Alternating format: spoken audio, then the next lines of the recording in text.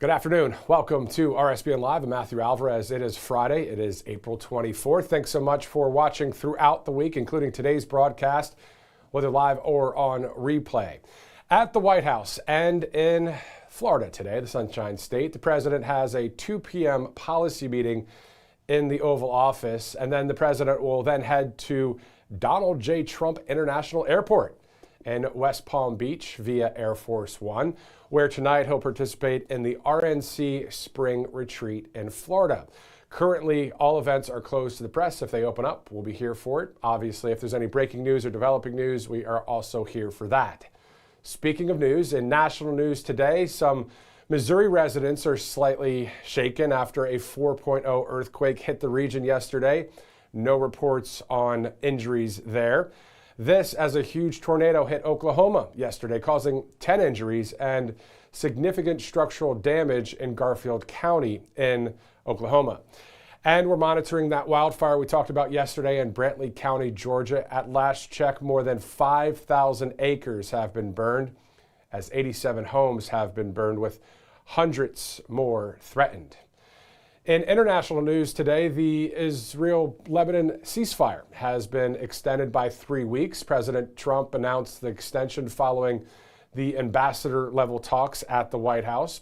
He indicated no rush on a broader Iran deal. As for Operation Epic Fury, specifically the Strait of Hormuz standoff, U.S. forces have boarded vessels as President Trump has ordered action against Iranian small boats. This as a third U.S. aircraft carrier has arrived near Iran. From national news to international news, and also in our nation's capital, the DHS partial government shutdown has entered day 70, affecting numerous operations within the Department of Homeland Security. This as there were thick black plumes of smoke seen for miles yesterday after a metro bus in D.C.'s 9th Street tunnel caught fire. We're told there were no passengers on board at the time of the incident. Local reports from Fox 5 in D.C. say the cause is believed to be mechanical in nature. Plus, also within D.C., the left-leaning Politico is reporting that White House Press Secretary Carolyn Leavitt expects to have her second child next week. And while on leave, Politico is reporting that Vice President Vance, cabinet officials, and potentially President Trump are expected to handle press briefings.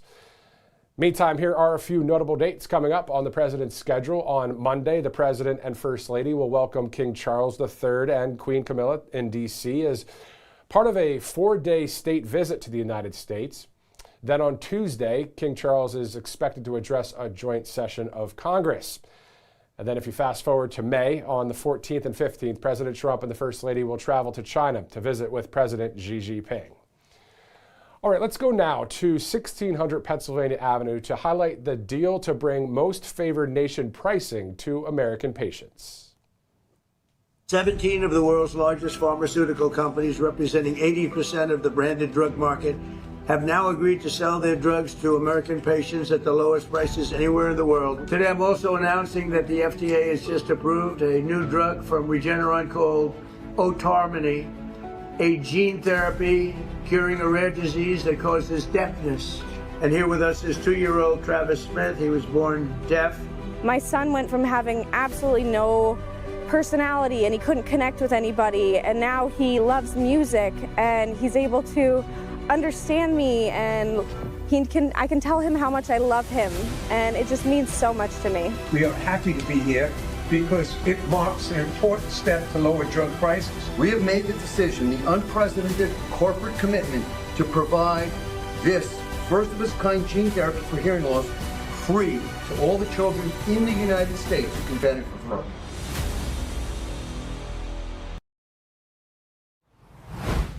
What a great event that was. If you saw it here on Right Side Broadcasting Network just yesterday in the Oval Office at the White House, you could always replay that video as well. Again, as we are live today on this Friday, April 24th. Speaking of today, let's go now to the latest Department of War press conference held at 8 this morning. Well, good morning. Unlike the endless wars of the past that dragged on for years and for decades with little to show for it, Operation Epic Fury has delivered a decisive military results in just weeks. Korea, Vietnam, Iraq, Afghanistan. As the president has pointed out, all took years, decades. Vague missions, shifting sands, little to show for it. Operation Epic Fury has been laser focused from the very start, as I've said to all of you. Clear mission objectives, and ultimately Iran will not have a nuclear weapon. It's a bold and dangerous mission, a gift to the world, historic, courtesy of a bold and historic president. That mission continues today in this new phase as Iran has an important choice, a chance to make a deal, a good deal, a wise deal. As part of that effort, the United States has imposed an ironclad blockade that grows more powerful by the day. From the Gulf of Oman to the open oceans, our Navy is enforcing this blockade without hesitation or apology. Now, as usual, there's a lot of false information out there. I'll say this, every ship that the U.S. believes meets our criteria, either Iranian ships or to and from Iranian ports, has been turned around. As of this morning, 34 total. Non-Iranian vessels are allowed to transit, and many have, including overnight. Not only is the blockade growing, in fact, a second aircraft carrier will join the blockade in just a few days, but this growing blockade is also gone global. Just this week, we seized 2 Iranian dark fleet ships in the Indo-Pacific region that had left Iranian ports before the blockade went into effect. They thought they'd made it out just in time.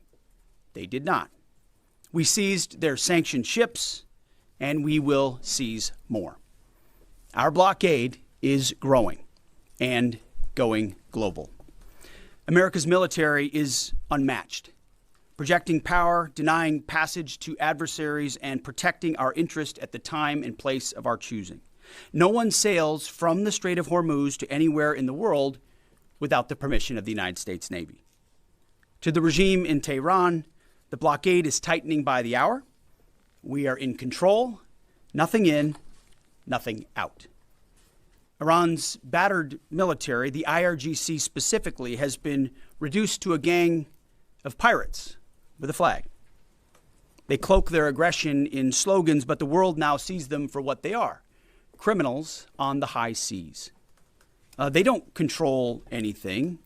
They're acting like pirates, acting like terrorists. They're the ones who lay indiscriminate mines, who shoot at random ships, who killed 45,000 of their own people, innocent protesters in the course of weeks. Their own people. They are the bad actors.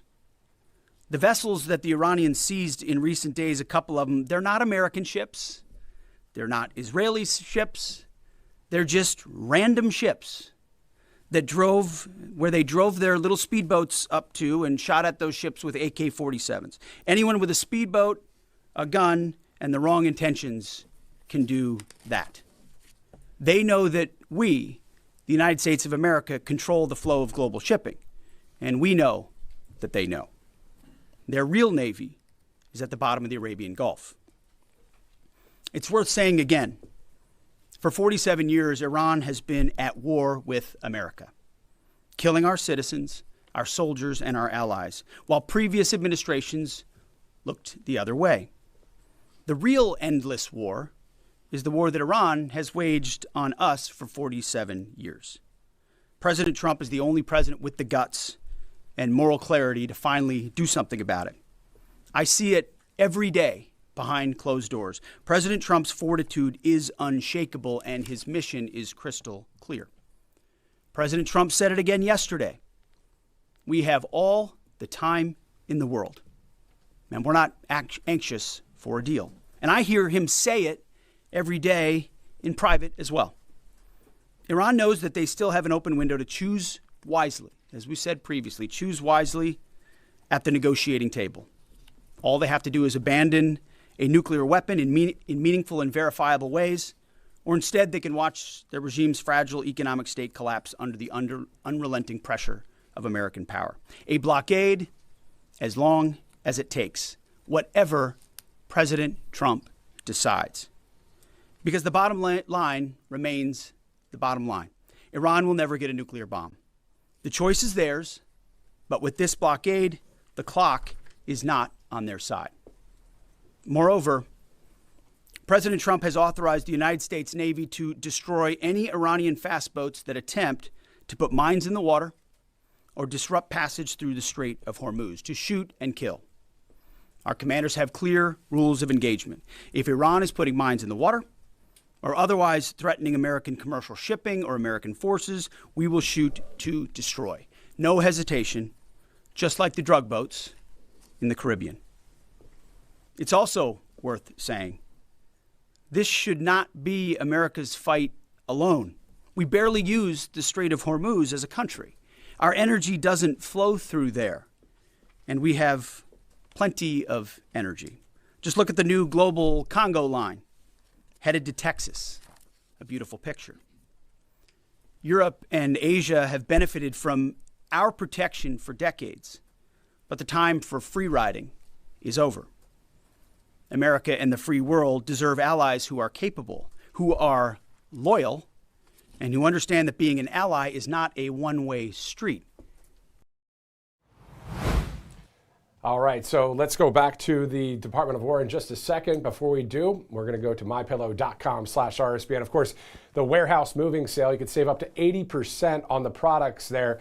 A ton of great products, as many of you know, because a lot of people that watch Right Side, I believe, have MyPillow products.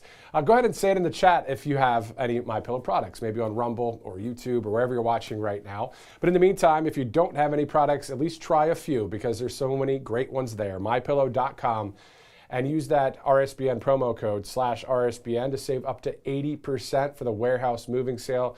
Again, do you want me to list all of the great products? I know a lot of you are aware of what is at MyPillow.com other than the great pillows. You have the great sheets and the slides and slippers and My Coffee and dog beds and all sorts of stuff. There's towels, there's all sorts of stuff there. So check it out, mypillow.com /RSBN. Also, if you'd like to donate to Right Side, all you have to do is go to rsbnetwork.com/donate, rsbnetwork.com/donate. Of course, as we travel, as we cover the news and all of the things, it obviously costs a few bucks. We have some great sponsors. We have some great donors to the network. But if you'd like to donate, even if it's a one-time donation, there you go, rsbnetwork.com/donate.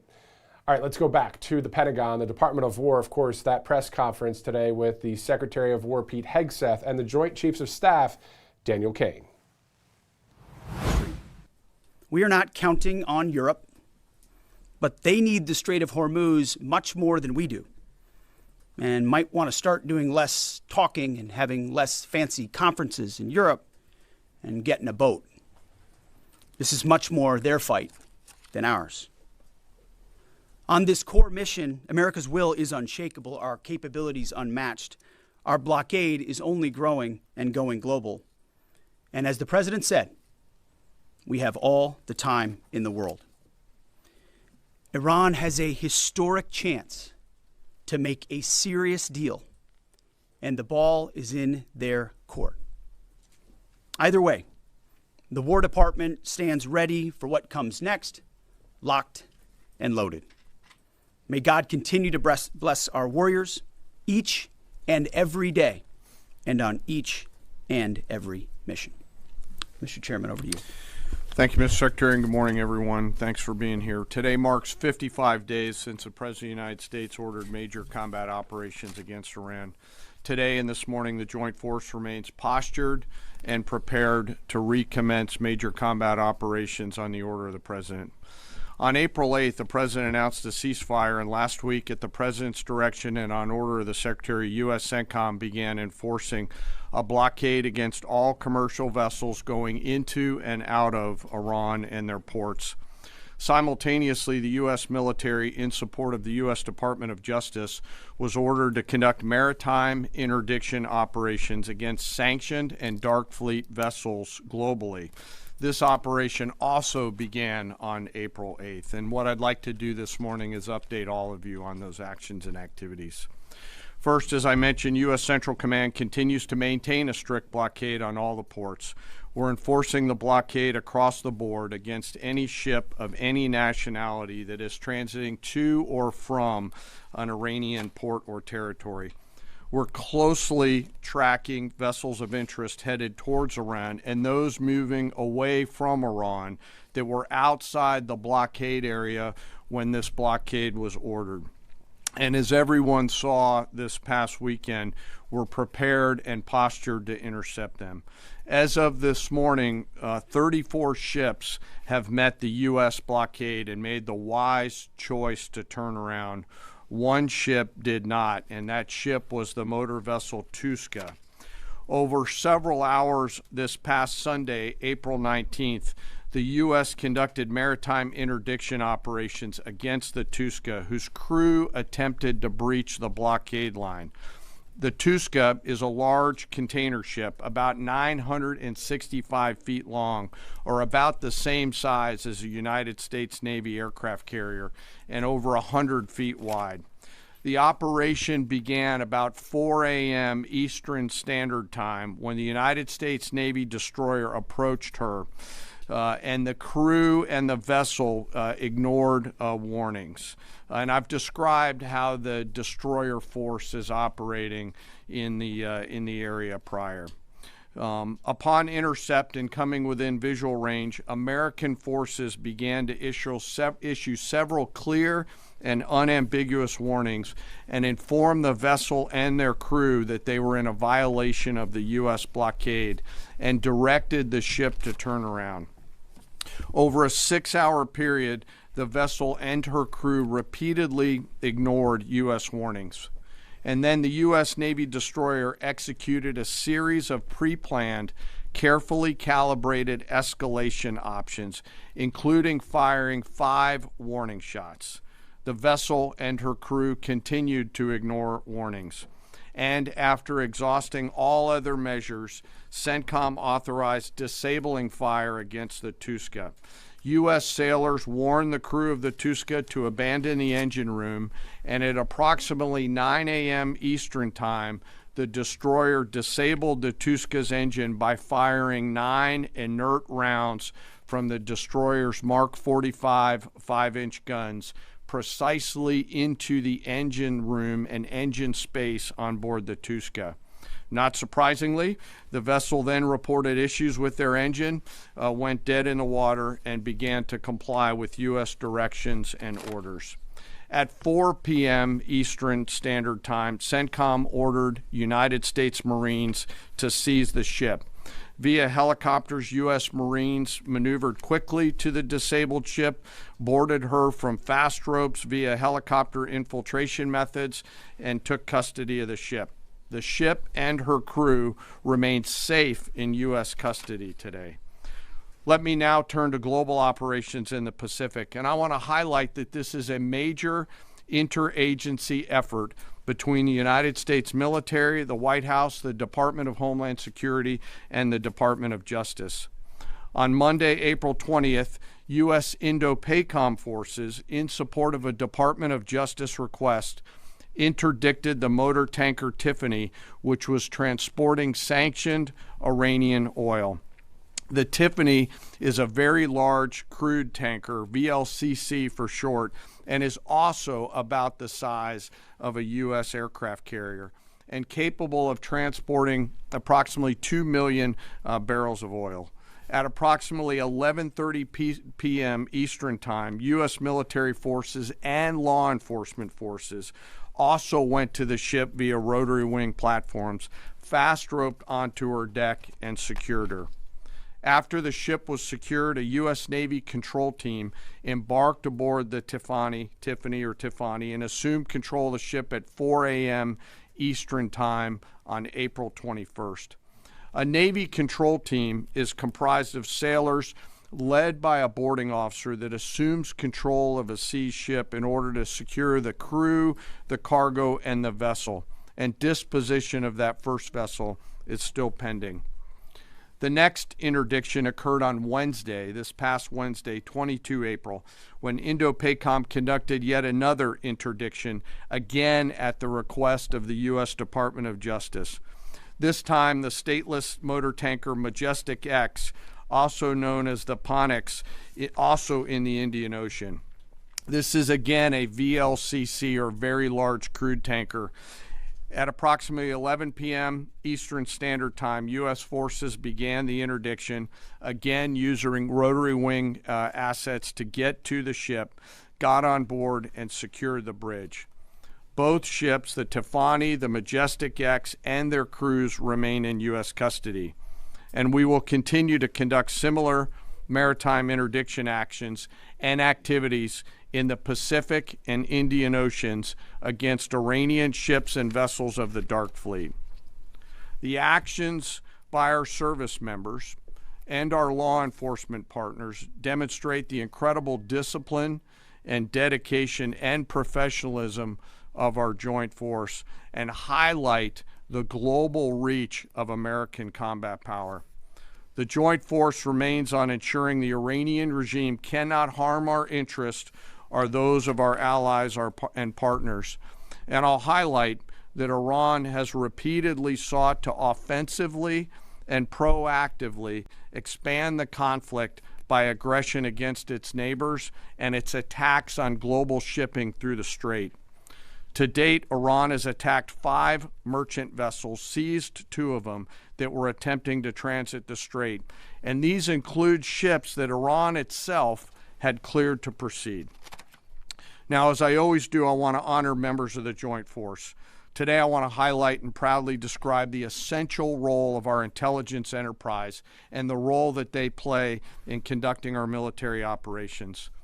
The totality of their work is the culmination of days, months, and in many cases, years of work by our uniformed and civilian intelligence professionals. So we'll be going right back to the Pentagon there in just a second. This all brought to you by some great sponsors here on Right Side Broadcasting Network, including All Family Pharmacy. And we're right in the middle of peak allergy season. And for a lot of people, it's hitting hard right now. Congestion, fatigue, and that run down feeling that seems to come out of nowhere. And it's not just the symptoms, it's how it affects everything else. Your sleep, your energy, your focus throughout the day. Most of the time it hits before you've had a chance to prepare, but it's something we see year after year. And that's why more Americans are starting to prepare ahead instead of reacting last minute.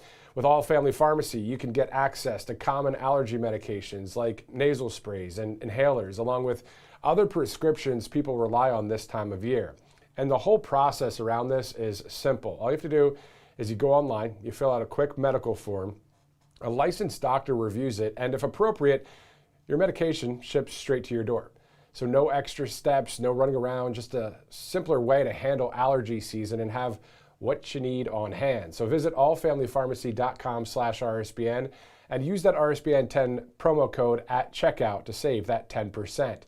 Also, this all brought to you by Birch Gold Group. Specifically, I want to show you this right off the top. This is a free info kit that you can get, whether it's going to be the paper one or one that is digitally via text. But when the dollar's convertibility into gold ended in 1971, gold was fixed at $35 an ounce.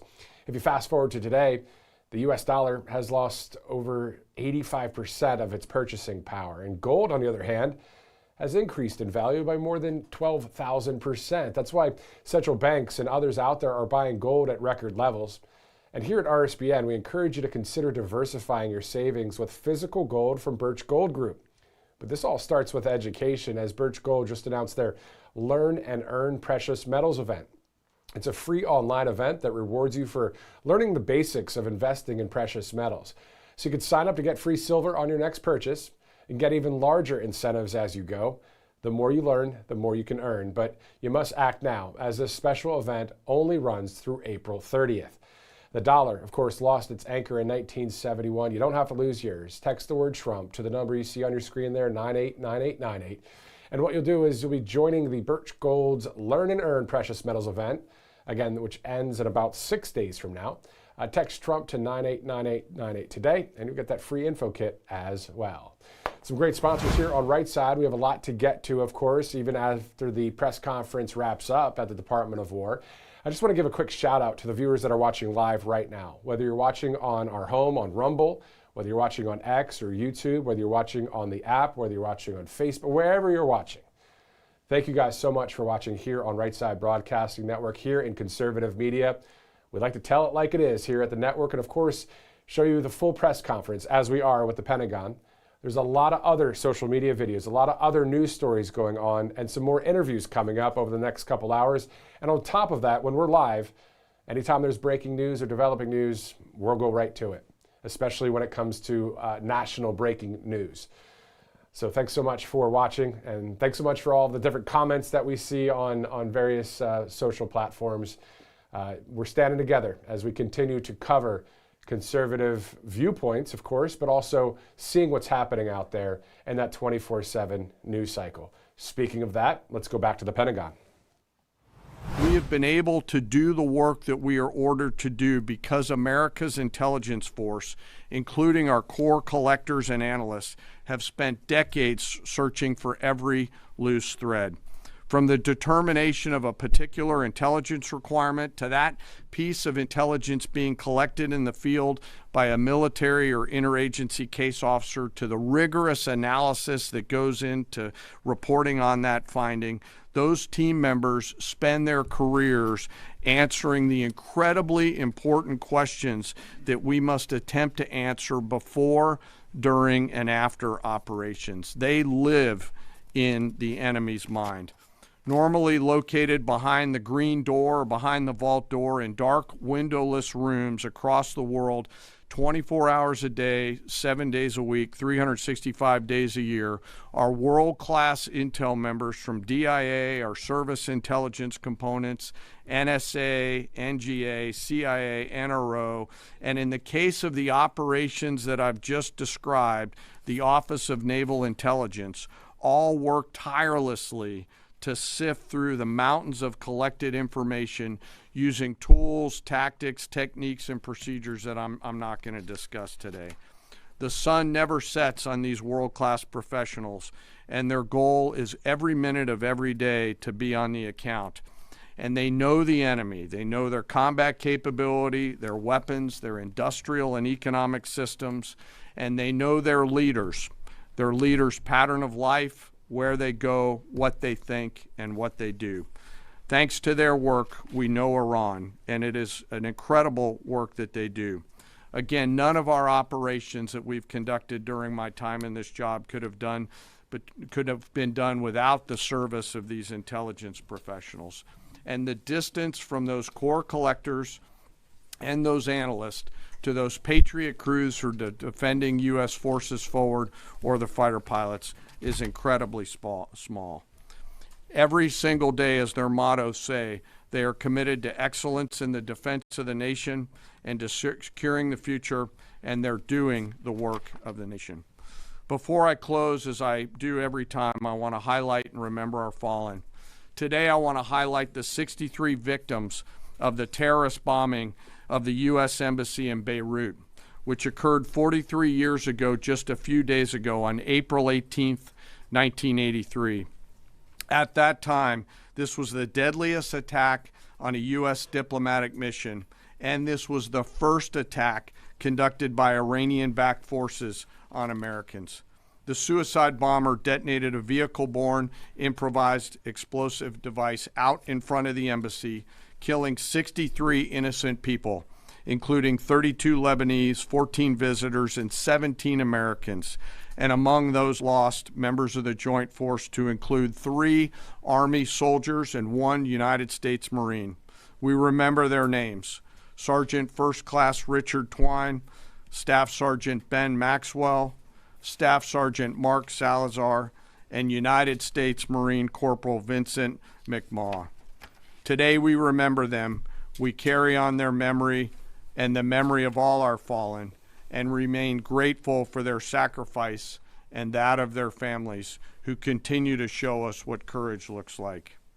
As we continue to press forward and maintain these operations, the Secretary, the Joint Chiefs of Staff, and I are deeply humbled by the spirit, tenacity, and commitment and grit of the 2.8 million members of our joint force. The Secretary and I thank every member of the joint force engaged in this operation, every warrior who remains deployed or who is supporting from here at home. Thank you to and thank you to your families. Sir, I'll turn it back over to you. Thank you, Mr. Chairman. We'll take a few questions. Thank you. In your estimation, have there been increased or decreased instances of Iranian vessels either approaching or trying to breach the blockade the longer it is in effect?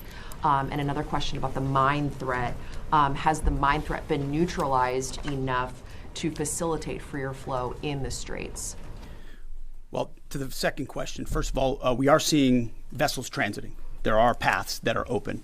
And part of what the president is threatening is ensuring if there's attempts to recklessly and irresponsibly lay more mines, we're going to deal with that. It's a violation of the ceasefire. So transit is occurring, much more limited than anybody would like to see, and with more risk than people would like to see. But that's because Iran is doing irresponsible things with small fast boats, crafts, like I said, with weapons on them. These are commercial ships, in some cases cruise ships that came through being threatened by these. So as far as breaching the blockade, it's been a pretty consistent. There were a number of ships at the beginning. Then you had the interdiction that the chairman described, where we took out the engine room and disabled that ship. I think that sent a very clear sign that this is not a fake blockade. This is a real, full blockade. We'll use up to and including lethal force if necessary.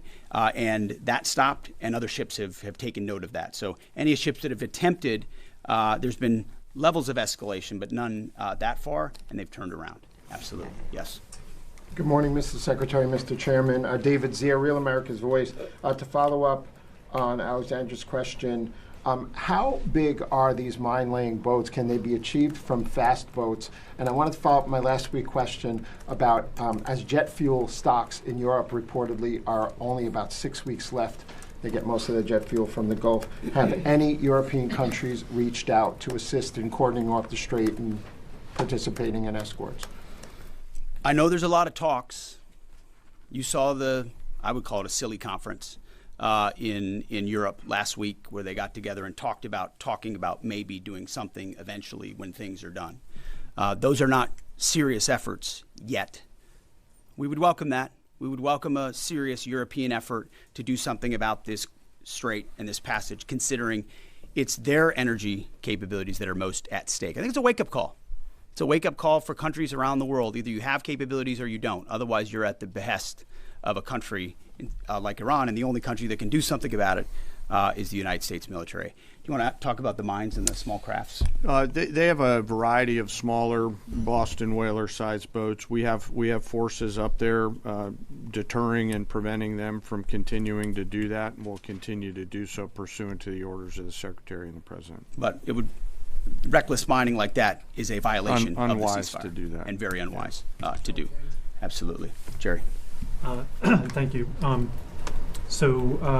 Pope Leo has made some strident comments about the war in Iran, and the U.S. Conference of Catholic Bishops recently put out a statement suggesting that the war does not fit the requirements of just war theory. And I wondered if the Pentagon had thought about this war against the terrorist regime in Iran in terms of the framework of a just war, and if either one of you could talk about that. And then just my second question would be, the Pentagon recently, this week, gave well-deserved award upgrades to the members of Gulf Company 2-1 Marines who served at HKI and Abbey Gate during the withdrawal and evacuation. I wondered if you, Mr. Secretary, could speak a little bit about that and maybe give us a little bit more in terms of what to expect from this Afghanistan review in terms of further proper recognition and proper accountability.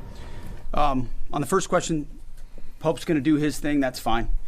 We know what our mission is. We know what authority we have. We're very clear about that. We follow that. The orders of the president. We've got lawyers all over the place looking at what we're doing and why we're doing it and giving us every authority necessary under the Constitution and under our laws to execute it. So we feel very confident across the spectrum about what we're doing and why we're doing and the legal justification that we're following in order to do it. You mentioned the Marines at Abbey Gate. And what we've undertaken at this department is a historic Afghanistan review. So we have, over the course of months, reviewed what happened leading up to and including the events at Abbey Gate and the disastrous withdrawal in Afghanistan. There's never actually been a full accounting in this department of the decisions that were made. There's been sort of papered over congressional attempts, but never a real deep dive where we brought everybody in to talk about what happened and why it happened. That has happened.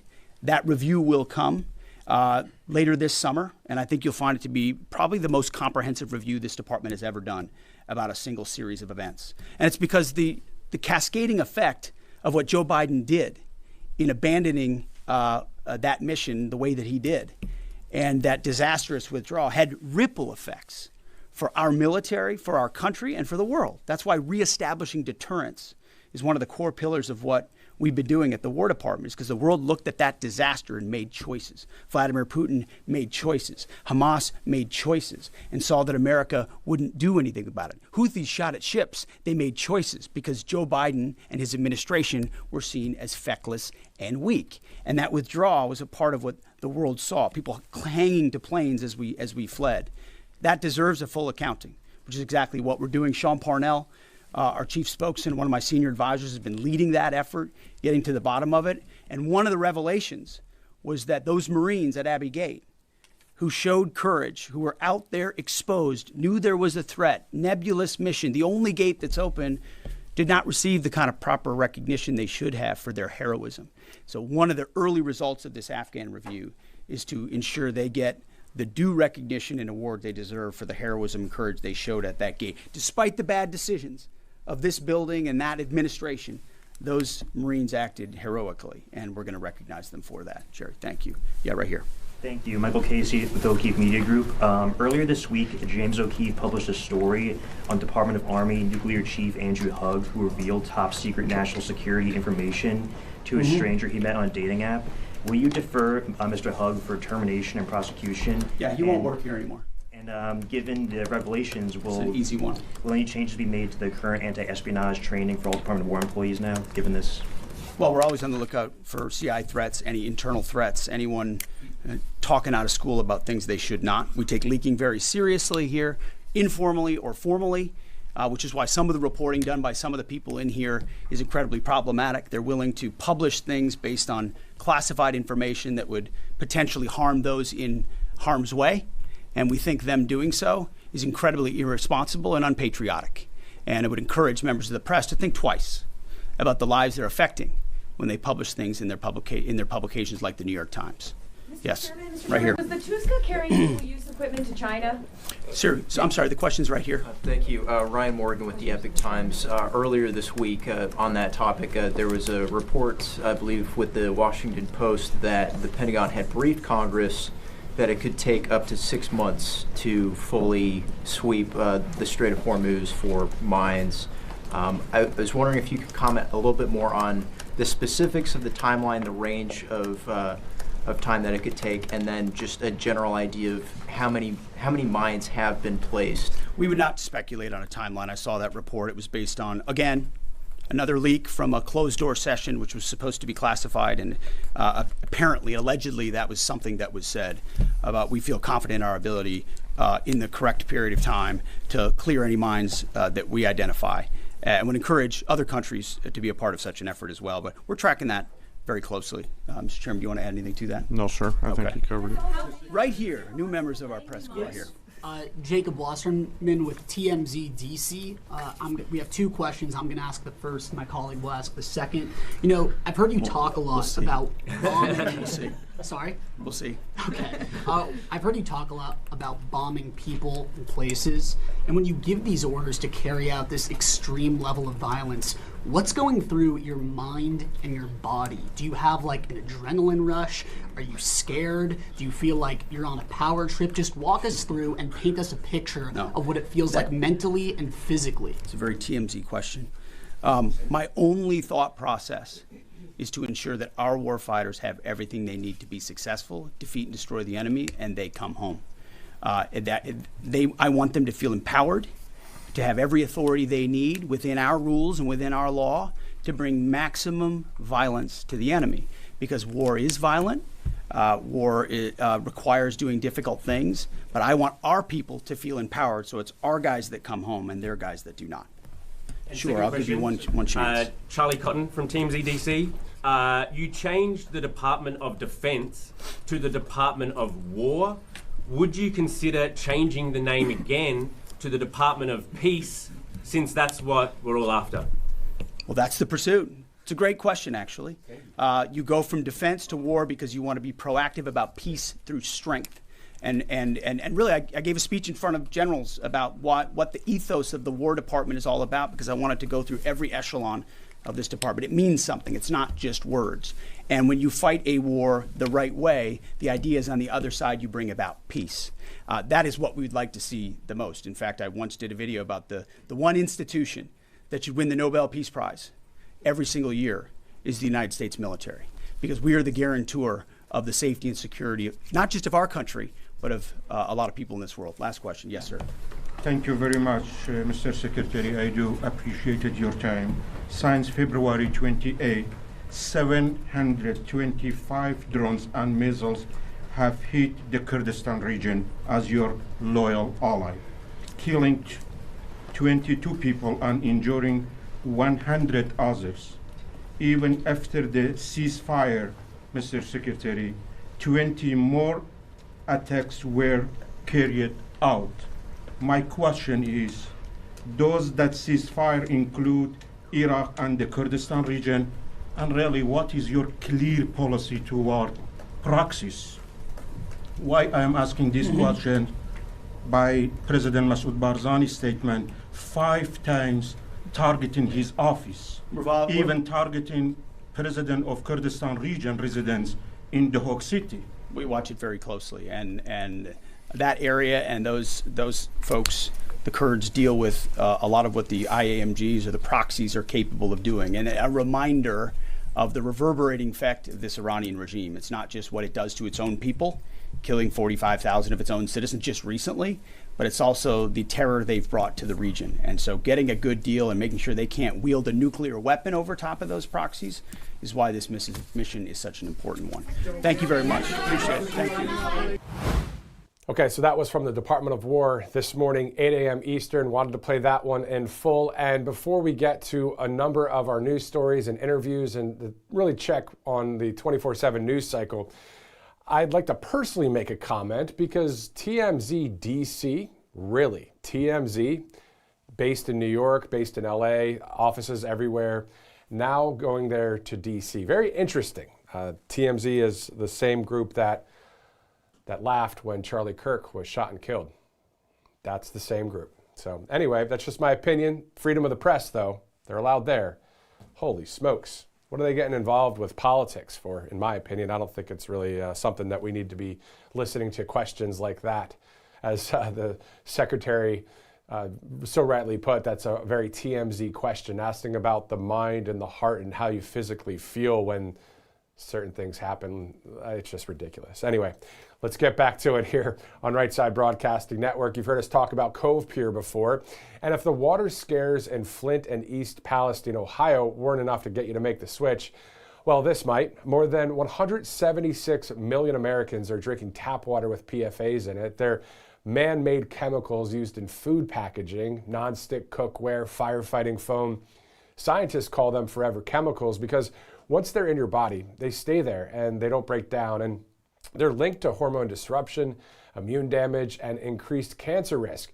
But here's the part that should make you and yours upset, because the EPA set legal limits for PFAs in drinking water back in 2024, but water systems have until 2031 to comply. So that's a whole 5 years from now. Until that deadline arrives, the utility can be operating above the legal limit right now and isn't required to notify you. So you're just drinking that tap water. That's why every single household needs Cove Pier. The government knows these chemicals are harmful enough to regulate. They're just not making anyone act on it quite yet. So which means if you want clean, healthy water, you're going to have to do it yourself. And Cove Pier was actually engineered exactly for this. Unlike the normal pitcher filters you get at the store, their Clearwave reverse osmosis technology is actually certified to remove up to 99.9% of contaminants, PFAs, heavy metals, fluoride, pharmaceuticals. filtering particles hundreds of thousands of times smaller than a single human hair. And the best part about Cove Pure is they make this so easy, it sits right on your countertop. You don't have to drill any holes or call someone in to install it. You just plug it in. You can even get whatever temperature water you want, hot, cold, or warm, with a tap of a button. So don't wait for 2031. Take control of your water quality right now. Head to covepure.com/RSBN. And because you're a viewer of Right Side Broadcasting Network, you're going to get $250 off right now. All you have to do is go to covepure.com/RSBN. Let's go to our next sponsor here on Right Side. As you see on your screen, All Family Pharmacy, as we're right in the middle of peak allergy season. And for a lot of people, it's hitting really hard right now. You're congested or have fatigue or have that run down feeling that seems to come out of nowhere. And it's not just the symptoms, it's how it affects everything else, your sleep, your energy, your focus throughout the day. Most of the time, it hits before you've had a chance to prepare, and it's something we see year after year. That's why more Americans are starting to prepare ahead instead of reacting last minute. With All Family Pharmacy, you can get access to common allergy medications like nasal sprays and inhalers, along with other prescriptions people rely on this time of year.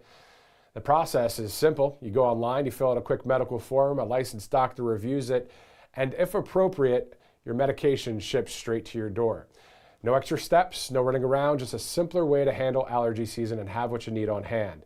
Visit allfamilypharmacy.com/RSBN and use code RSBN10 to save 10% today. So at checkout, you can save 10%. Great sponsor there, allfamilypharmacy.com.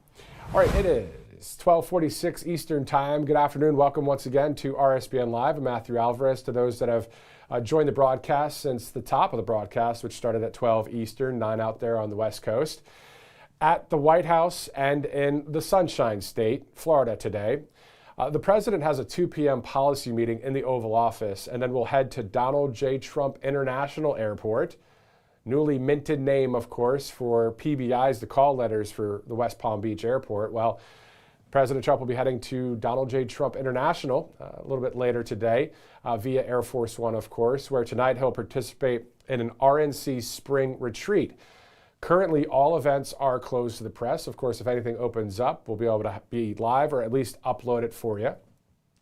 In national news today, some Missouri residents are slightly shaken after a 4.0 earthquake hit the region yesterday. No reports of injuries or damage there. This as a huge tornado hit Oklahoma yesterday, causing 10 injuries and significant structural damage in Garfield County, Oklahoma. We're also monitoring that wildfire we spoke about yesterday in Brantley County, Georgia. At last check, more than 5,000 acres have been burned, as 87 homes have also been burned, with hundreds more threatened. In international news today, the Israel-Lebanon ceasefire has been extended by 3 weeks. President Trump announced the extension following ambassador-level talks at the White House. He indicated no rush on a broader Iran deal. Of course, you saw that yesterday after that healthcare event. As for Operation Epic Fury, you heard a lot of the press conference details there, but specifically the Strait of Hormuz standoff. As you may know, U.S. forces have boarded vessels as President Trump has ordered action against Iranian small boats. This as a third U.S. aircraft carrier is arriving there near Iran. Now we shift over to our nation's capital. The DHS partial government shutdown has entered day 70, affecting numerous operations within the Department of Homeland Security. This, as there were seen over several miles, thick black plumes of smoke after a metro bus in D.C.'s 9th Street tunnel caught fire yesterday. There were no passengers on board at the time of the incident. Local reports from Fox 5 in D.C. say the cause is believed to be mechanical in nature. And breaking news today, another bus-related incident in the D.C. area, this time in Arlington, Virginia. According to Dave Statter and Rapid Report on X, 10 Department of War officials are among 23 injured after 2 buses collided head-on at the Pentagon Transit Center traffic circle in Arlington, Virginia. Preliminary reports reveal there was a bus crash near the Pentagon between a Fairfax connector and OmniRide, colliding at around 7:19 this morning, Eastern Time. We're told one person was taken to a trauma center. The rest have non-life-threatening injuries. So if you're just joining us, again, a bus incident yesterday at that 9th Street tunnel, no passengers on board. Today, another bus incident happening in Arlington, Virginia. We're hearing preliminary reports from Rapid Report on X that 10 Department of War officials are among 23 injured after the two buses collided head-on at that Pentagon Transit Center at a traffic circle in Arlington, Virginia. So that's some of the news happening right now. Plus, left-leaning Politico is reporting that White House Press Secretary Carolyn Leavitt expects to have her second child next week. While on leave, Vice President Vance, cabinet officials, and potentially President Trump are expected to handle press briefings. Meantime, here are a few notable dates coming up on the president's schedule. On Monday, the president and First Lady will welcome King Charles III and Queen Camilla in D.C. as part of a 4-day state visit to the United States. The next day, on Tuesday, King Charles is expected to address a joint session of Congress. In May 14th and the 15th, President Trump and the First Lady will travel to China to visit with President Xi Jinping. So, bringing you up to speed on a lot of the stories that are happening right now, whether it's nationally, internationally, in D.C., the president's schedule, all the things. It's kind of our job, right? And also on top of that, let's go now behind the scenes of air traffic control as ATC receives an upgrade thanks to the United States Department of Transportation. Flying safe isn't just about the plane. It's the network of air traffic controllers guiding every move. For decades, that network relied on old copper wires. They're ancient, and most importantly, they break. Remember the Newark Airport mess in 2025? That was a wire failure. It shut down controllers' radios and radar. Copper, it's a thing of the past. Fiber, it's the future. We're ripping out thousands of miles of old metal and replacing them with high-speed fiber. This is the copper that the FAA is getting away from nationwide, and we're going to fiber like you have at your house. Its durability is better, and it'll last much longer. The new wiring that we got, it allows for that connection to be stronger and to go across longer distances. Some of the problems that we face with copper, as it ages, it starts to deteriorate, killing the signal that we send out. The behind-the-scenes stress of the controller's job is hard enough, so if they don't have to worry about the technology failing as much, that will definitely make their jobs a lot easier. Pilots and controllers need to have communications at all times, and those communications need to be very reliable. Joe Biden and Pete Buttigieg, they said it would take more than 10 years. That's absurd. We're getting this done at the speed of Trump.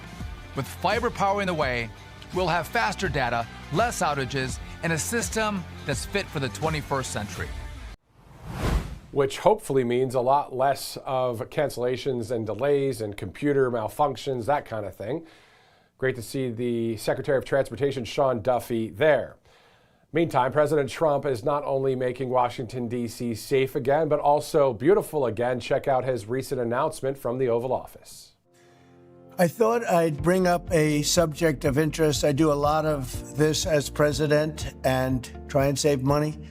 And one was the Lincoln Memorial Reflecting Pool, which everybody knows. That's where Martin Luther King made his great speech and where others have likewise made great speeches and great events held there. It's very famous. It was built in 1922, and it's more than 2,000 feet long.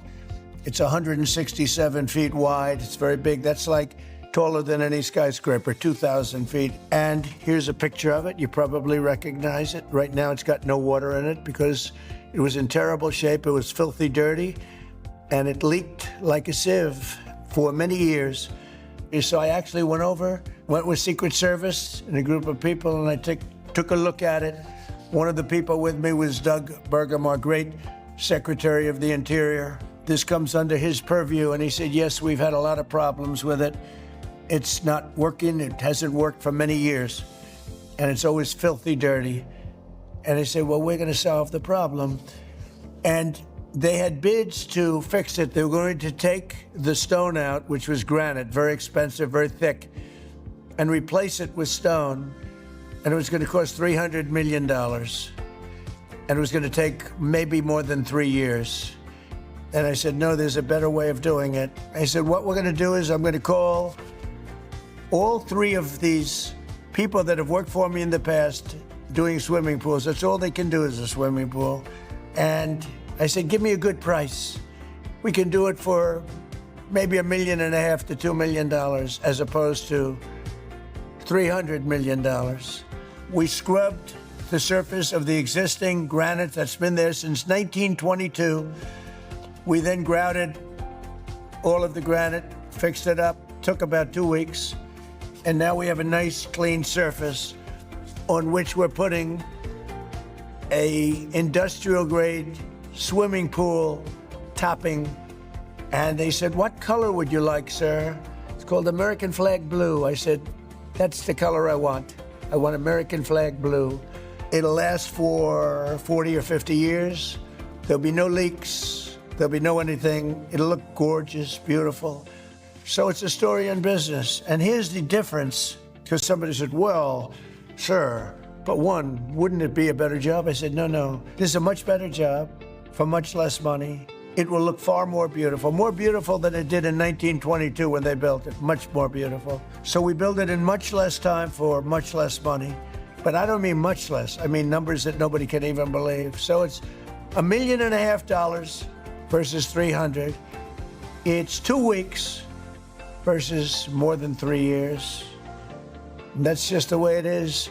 Thank you for your attention to this matter.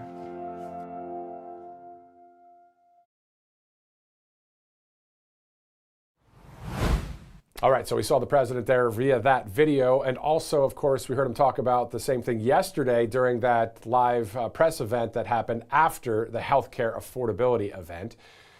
We have a pretty cool Flashback Friday we're going to get to in just a minute. Before we do that, we're going to go to some sponsors, and then we're going to go to a live interview here on Right Side Broadcasting Network. Let's go to Kalshi.com. Kalshi.com, as you see there, there's 3 ways to get to Kalshi. You can download the app. You can go to the website, kalshi.com/RSBN. You can also go to that QR code. So 3 ways to get to them. Once you're there, you'll see a number of things, including many topics: science, technology, sports, politics, faith, weather, all sorts of things where people are actually putting money on the line, betting, trading, but also just checking out polls. And there's more than 1 million people on there doing this, and it's just growing by leaps, because at the end of the day, it's great to see what people are talking about out there and what they're actually putting their money on the line for. So if you're just looking at it from a poll perspective, it's pretty cool to see it. Some of the questions in politics, like when will the Strait of Hormuz reopen? There's different dates that people are saying it's going to happen, that kind of thing. So it's definitely an interesting thing to do at a distance. But once you're involved, if you're betting and trading, this is the place to do it. Kalshi.com/RSBN. Let's go to our next sponsor here on Right Side Broadcasting Network. As you see, Rumble Wallet, a number of people have just started to use Rumble Wallet. I recently downloaded the app as well last week, checking it out. And if you've ever been curious about buying and investing in crypto, Bitcoin, stable coins, or even gold-backed stable coins, but felt like it was too complicated, Rumble Wallet is an easy way to get started. You can buy, sell, and manage your cryptocurrencies all in one place. The app is super straightforward as well. What really makes Rumble Wallet unique is that you can actually use it to tip your favorite creators like our network and support the Freedom First community we've built here on Rumble. Getting started is simple. Just download the Rumble Wallet app, sign up with your existing Rumble account, no need for a new login, and just complete a few security steps, and you're set up in minutes. You can start with just a few dollars, and with this new feature called MoonPay built into Rumble Wallet, you can easily buy crypto using your credit card, debit card, or bank wire. So if you've been thinking about the advantages of crypto, you can download Rumble Wallet right now. Click our link in the description or search Rumble Wallet in your app store. Download Rumble Wallet today and move your assets to where they belong, in your hands, in your control. Rumble Wallet is a technology provider only and not a custodial service. You can see terms at wallet.rumble.com. Again, if you go to your app store, just download Rumble Wallet, peruse, check it out. And if you're super interested, go ahead and sign up and get her done, as we have some great sponsors here on Right Side Broadcasting Network. All right, we're approaching that 1 o'clock top of the hour. As of right now, all of President Trump's events are closed to the press. If anything opens up, which they have before, he has some policy meetings today before he flies to Florida for an event tonight. So we'll be on top of that. But also, if there's any breaking news, of course, you can count on us. There's a lot of other stories we're getting to in just a minute, including, before we get to our next guest, we're going to go to clip 18. Let's get a closer look at the America Reads the Bible event going on this week, and our next guest will dive in and we'll talk about it.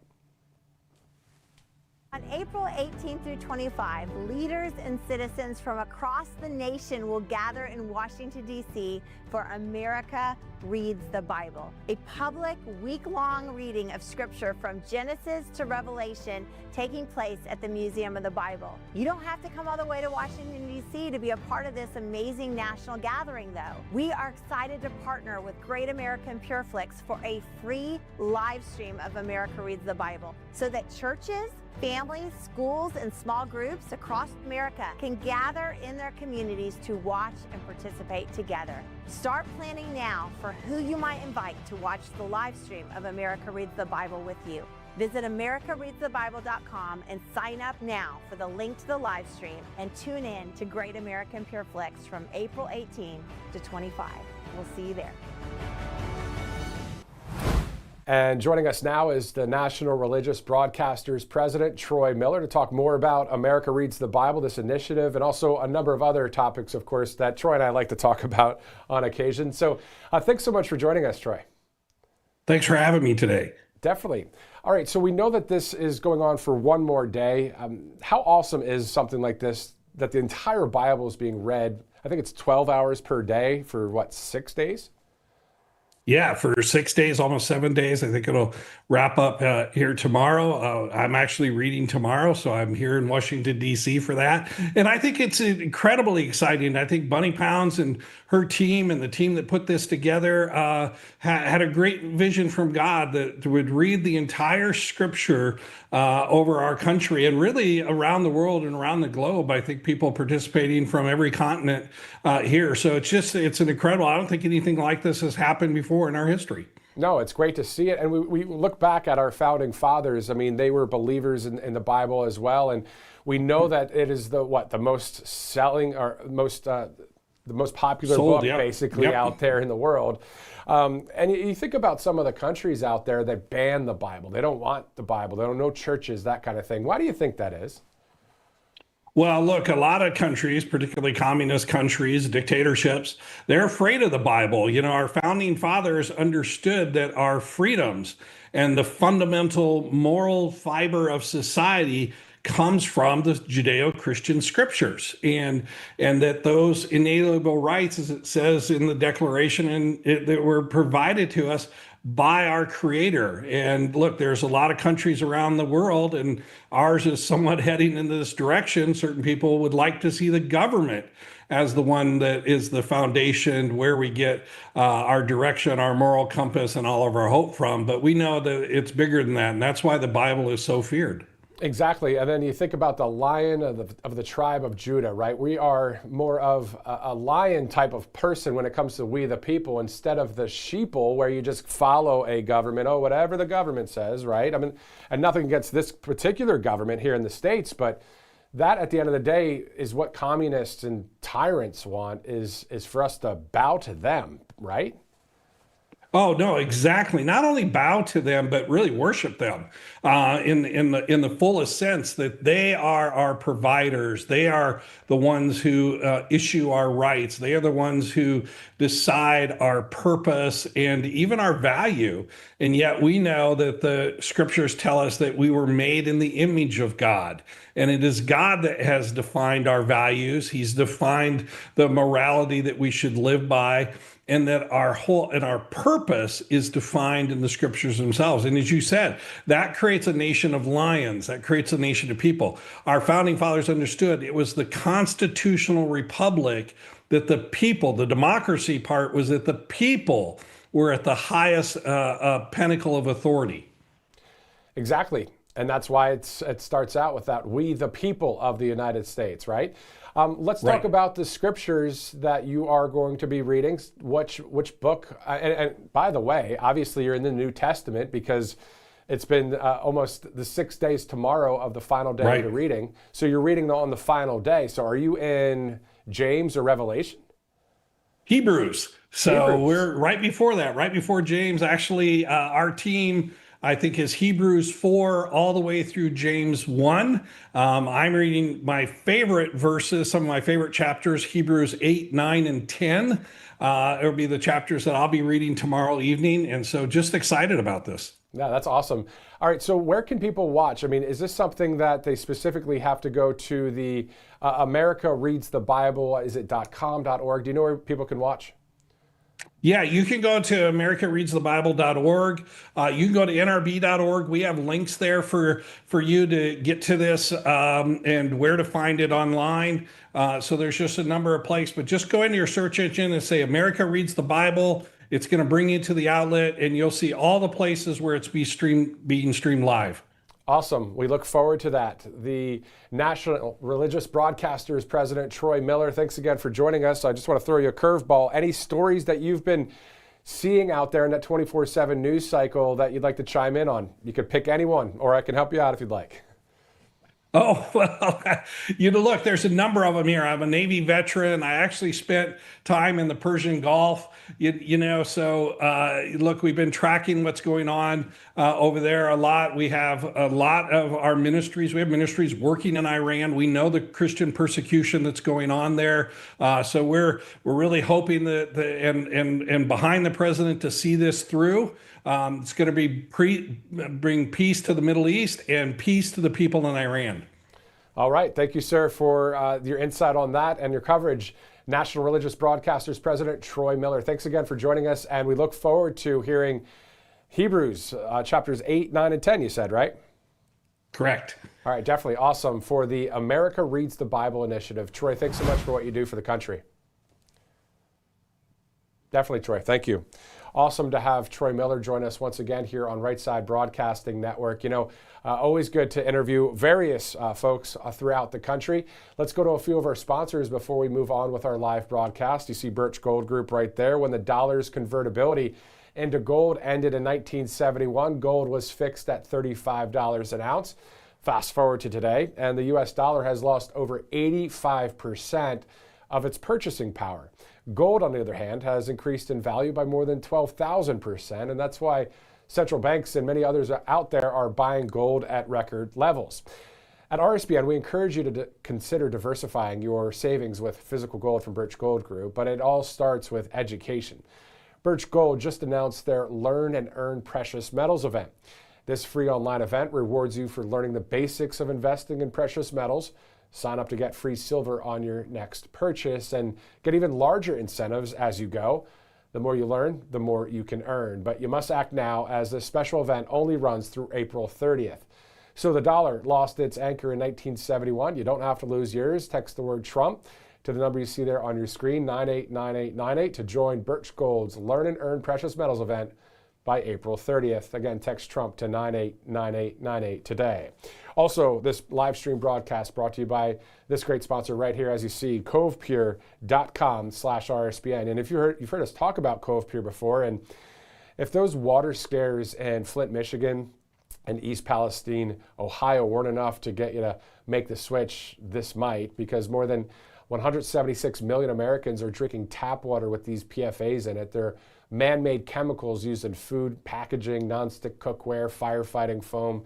Scientists call them forever chemicals because once they're in your body, they stay there, they don't break down, and they're linked to hormone disruption, immune damage, and even increased cancer risk. But here's the part that should make you and yours a bit upset, because the EPA set legal limits for PFAs in drinking water back in 2024. But water systems have until 2031 to comply. That's a whole 5 years from now. Until that deadline arrives, a utility can be operating above that legal limit right now and isn't required to notify you, so you're just drinking that water. That's why every single household needs Cove Pure. The government knows these chemicals are harmful enough to regulate, they're just not making anyone act on it quite yet, which means if you want clean, healthy water, you're going to have to do this yourself. And Cove Pure was engineered exactly for this. Unlike the normal pitcher filters that you see at the store out there, their Clearwave reverse osmosis technology is certified to remove up to 99.9% of contaminants. So the PFAs, heavy metals, fluoride, pharmaceuticals, filtering particles hundreds of thousands of times smaller than a single human hair. And the best part about Cove Pure is to make this so easy, it just sits right on your countertop. You don't have to drill any holes or call someone in to install it. You just plug it in. You can even get whatever temperature water you want, hot, cold, or warm, with a tap of a button. You don't have to wait till 2031. You can take control of your water quality right now. Head to covepier.com/RSBN. And because you're a viewer of this broadcast, you'll get $250 off right now. Again, it's covepier.com/RSBN.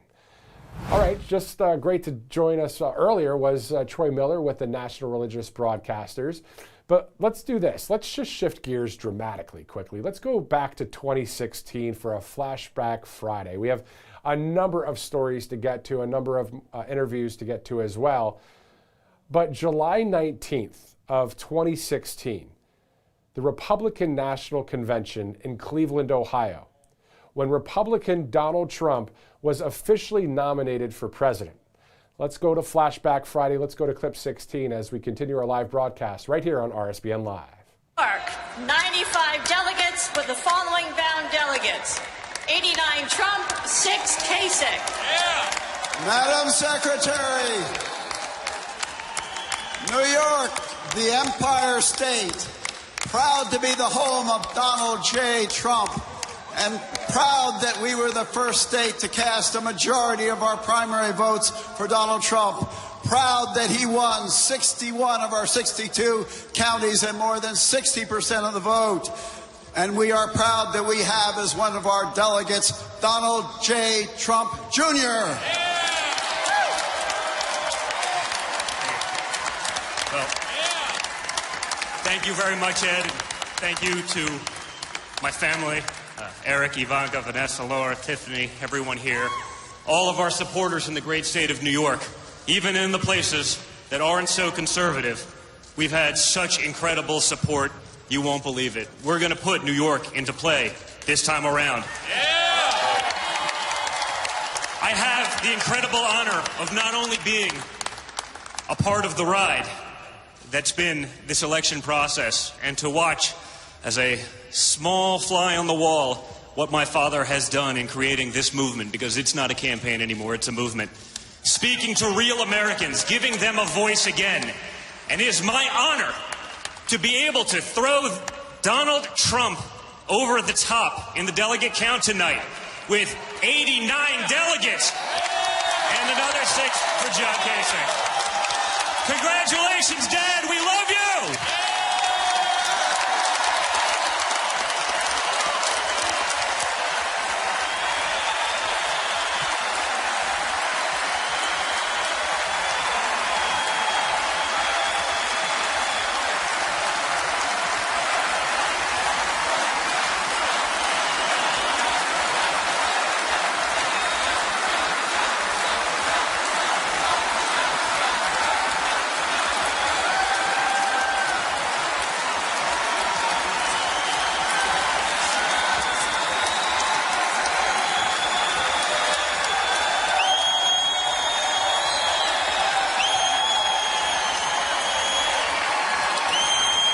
Pursuant to the announcement of the delegation and the rules of this convention, New York, 6 votes Kasich,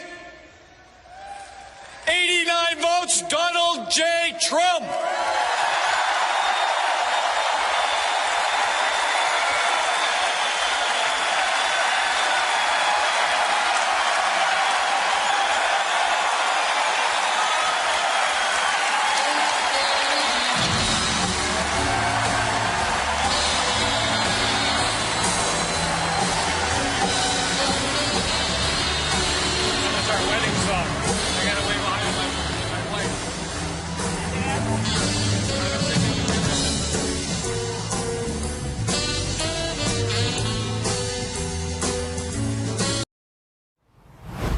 July 19th, 2016, Cleveland, Ohio.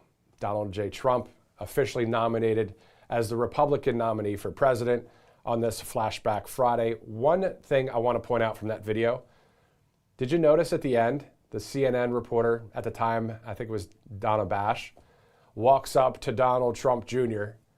Isn't that interesting? As soon as Donald J. Trump becomes the nominee, and of course, CNN was probably, saying, oh, he's not going to win or whatever.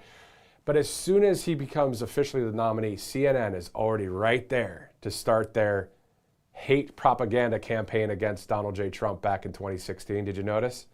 If you missed it, maybe just replay and check it out. You can also check it out on my Truth Social at Matthew Alvarez if you like to follow over there, or go to X at Matthew US Media. But again, if you're just kind of listening this time to what I'm saying, CNN, they walked up. There was a microphone right away. As soon as it was official, they found their way because, of course, it was game on.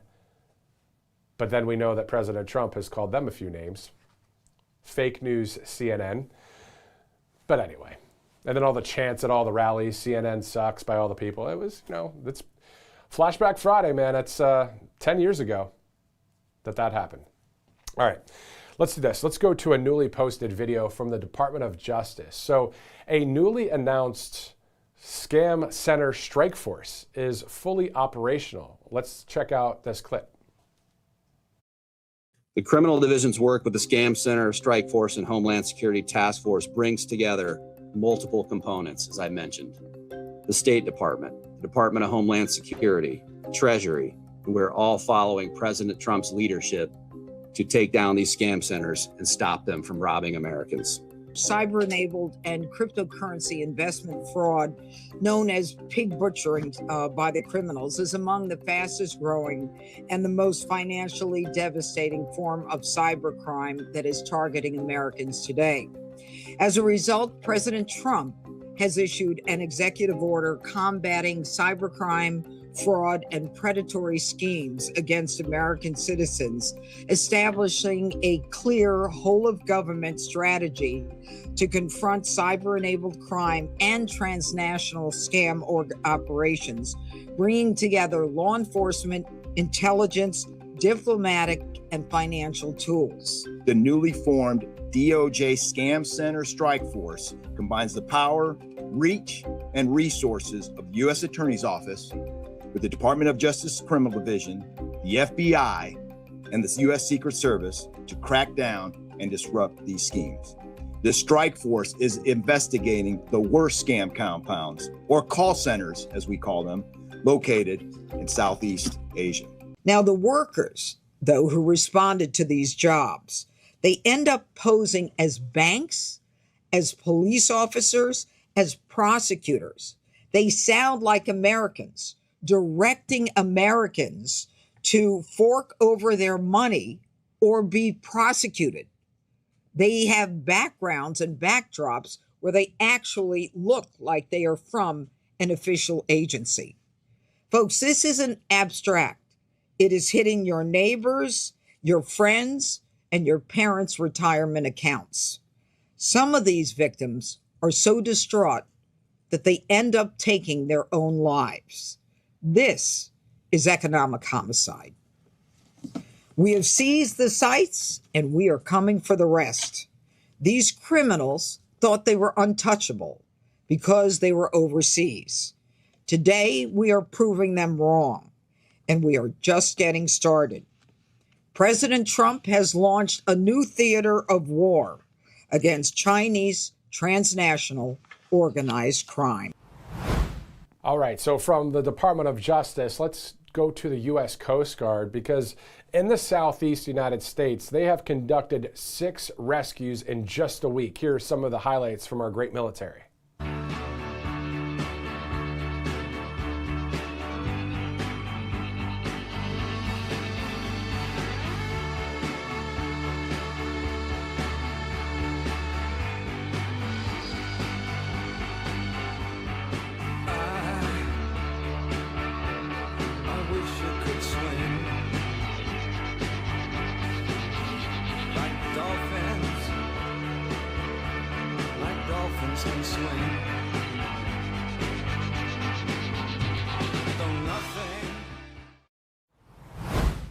Isn't it great to see the U.S. Coast Guard out there rescuing many people, 6 people just in the Southeast in the past week, so great to see that.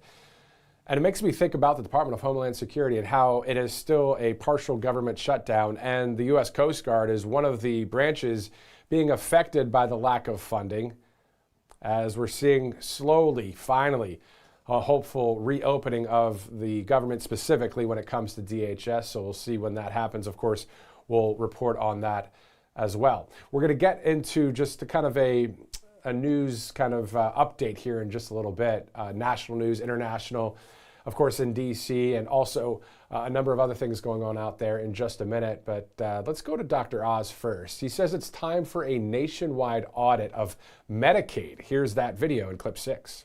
Governors, I'm calling on you to act now.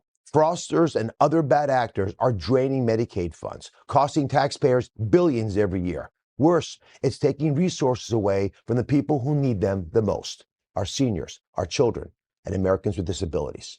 This steals people's health as well, and in some cases, even their lives. Here's the bottom line.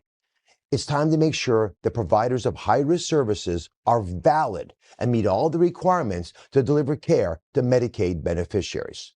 Now, for some states, this is years overdue. So don't wait for a long-term plan. That's coming. But it's not a substitute for action today. So here's the deal.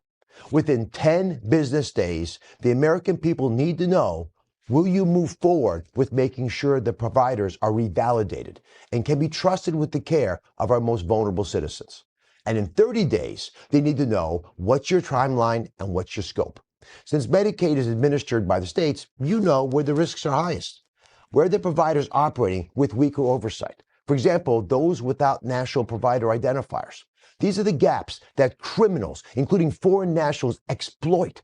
Revalidation works.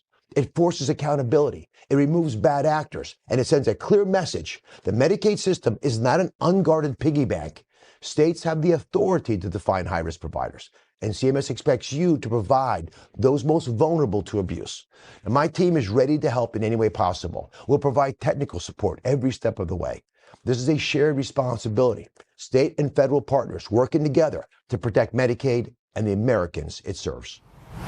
All right, we saw Dr. Oz live at the Oval Office alongside President Trump and RFK Jr. and others yesterday during that healthcare affordability event with Regeneron. Of course, we also heard the questions from the press just yesterday live right here on Right Side. Before we bring in our next live guest, before we continue our 24/7 news cycle discussion of what's going on out there, let's go to a few sponsors, including All Family Pharmacy. Of course, we're right in the middle of peak allergy season, and for a lot of people, it's hitting hard right now. Congestion, fatigue, and that rundown feeling that seems to come out of nowhere. And it's not just the symptoms, it's how it affects everything else. Your sleep, your energy, your focus throughout the day. Most of the time it hits before you've had a chance to prepare, and it's something we see year after year. That's why more Americans are starting to prepare ahead instead of reacting last minute. With All Family Pharmacy, you can get access to common allergy medications like nasal sprays and inhalers, along with other prescriptions people rely on this time of year. And the process for all of this is literally simple. You go online, you fill out a quick medical form, a licensed doctor reviews it, and if appropriate, your medication ships straight to your door. Sounds pretty quick, right? Again, they're going to review it. They're not just going to send you it. They'll review your medical request. No extra steps, no running around. Just a simpler way to handle allergy season and have what you need on hand. Visit allfamilypharmacy.com/RSBN. Use that RSBN10 promo code today. Again, save 10% today. Use that RSBN10 promo code as we continue on with our next sponsor, including Birch Gold Group, as you see there on your screen. When the dollar's convertibility into gold ended in 1971, gold was fixed at $35 an ounce. Fast forward to today, and the U.S. dollar has lost over 85% of its purchasing power. Gold, on the other hand, has increased in value by more than 12,000%. That's why central banks and others out there are buying gold at record levels. And here at RSBN, we encourage you to consider diversifying your savings with physical gold from Birch Gold Group. But this really starts with education, because Birch Gold just announced their Learn and Earn Precious Metals event. It's a free online event that rewards you for learning the basics of investing in precious metals. You can sign up to get free silver on your next purchase, and you can get even larger incentives as you go. So basically, the more you learn, the more you can earn. But you must act now, as this special event only runs through April 30th. The dollar lost its anchor in 1971. You don't have to lose yours. You text the word Trump there to the number you see on your screen, 989898. You'll join Birch Gold's Learn and Earn Precious Metals event by April 30th, of course, about 6 days from now. Text Trump to 989898 today. Again, you'll get that free info kit as well. Great sponsors here on Right Side Broadcasting Network. It's 1:24 Eastern Time. Joining us now is conservative cartoonist and a friend of the show, AF Branco. Thanks so much for joining us here on Right Side. Well, thank you for having me, Matt. Appreciate it. Yeah, great to have you back. Always fun to talk about the great cartoons that you have out there. We're going to look at one in just a minute. Did you hear about the Stop Nick Shirley Act by some Democrat in California? They proposed this. I just want to hear what your reaction is to the wackadoo types out there. I guess my response to that would be, what do they have to hide? It sounds like they're really going out of their way to hide something. And of course, I had to do a cartoon about it, and I have it on my website. But yeah, it's the Democrats are, they're running their party like a criminal institution. Exactly. And that's my take on it. Yeah. Basically. They should call that the Stop the Truth Act, because that's what they're right. That's what they're trying to do. Instead of Stop the Nick Shirley Act, they should just literally come out and say, please, God, family, country, we don't like any of that. Let's just stop the Truth Act. We don't want any of that in America, right? Absolutely. Absolutely. And it started in Minnesota, a lot of this stuff, and giving how Minnesota conducted themselves and how they tried to obstruct the truth and finding out, and how they treated Nick Shirley there. It seems like they're not very willing to expose their own corruption. And I have a feeling that this corruption, all this money bleeds right into the Democrat Party somehow, and they're benefiting some way from all this fraud. And I think if you go to Washington State, where I live, I imagine you're going to find a lot there run by Democrats. I think every blue state and some red states, but I'm sure that the red states will figure out a way to work with the government instead of trying to obfuscate and try to block them. Exactly. What is it like living in Washington State in the sense of, do you have any conservative friends out there? Well, believe it or not, we do. And if you look at the map, the voting map, predominantly, like most states, everything is red except these little blue spots of cancer that are like in Olympia or Seattle.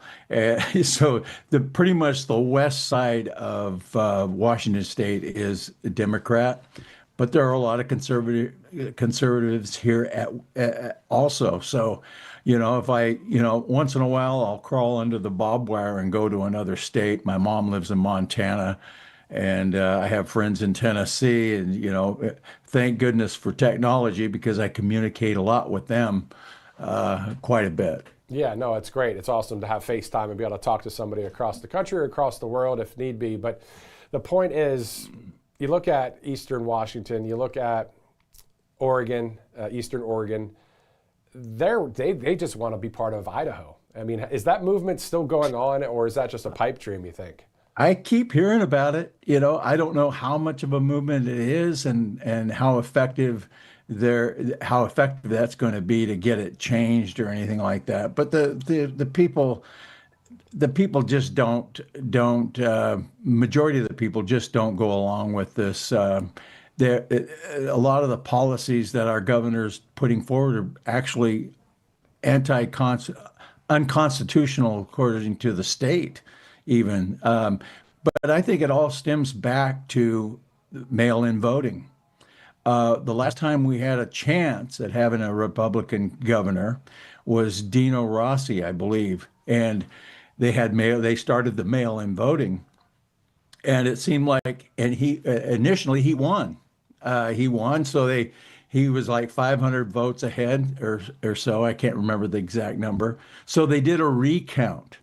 Well, he was still ahead on the second recount. Well, somehow they found a bunch of ballots in a trunk of a car or a bathroom somewhere, and they pulled them out. And finally, Dino Rossi lost. And I think it's all corruption, and I think it's all stems to this mail-in voting thing. I'll tell you what. Most likely, and this is just for comedy purposes only, but those mail-in ballots were most likely in the bathroom, if you know what I mean. Because these are, what we're seeing with the Save America Act is we know it's about voter ID. We know it's about proof of citizenship. But one of the big ones, too, is the no mail-in ballots except for military and medical. I mean, that really would really help. But I don't know if this Save America Act is going to pass. That's not me saying I don't want it to pass. I want it to pass, but I don't know how it's going to. Yeah, I don't know how it's going to. In my mailbox here in Washington State, I get ballots from other people. You know, I have a relative who was staying at our residence for a while, and he's a liberal. And I remember his ballot came to my mailbox, and I teased him over the phone. I said, "Well," he says, your ballot's here, but don't worry about it. I'll fill it out for you and send it in." He said, "You better not."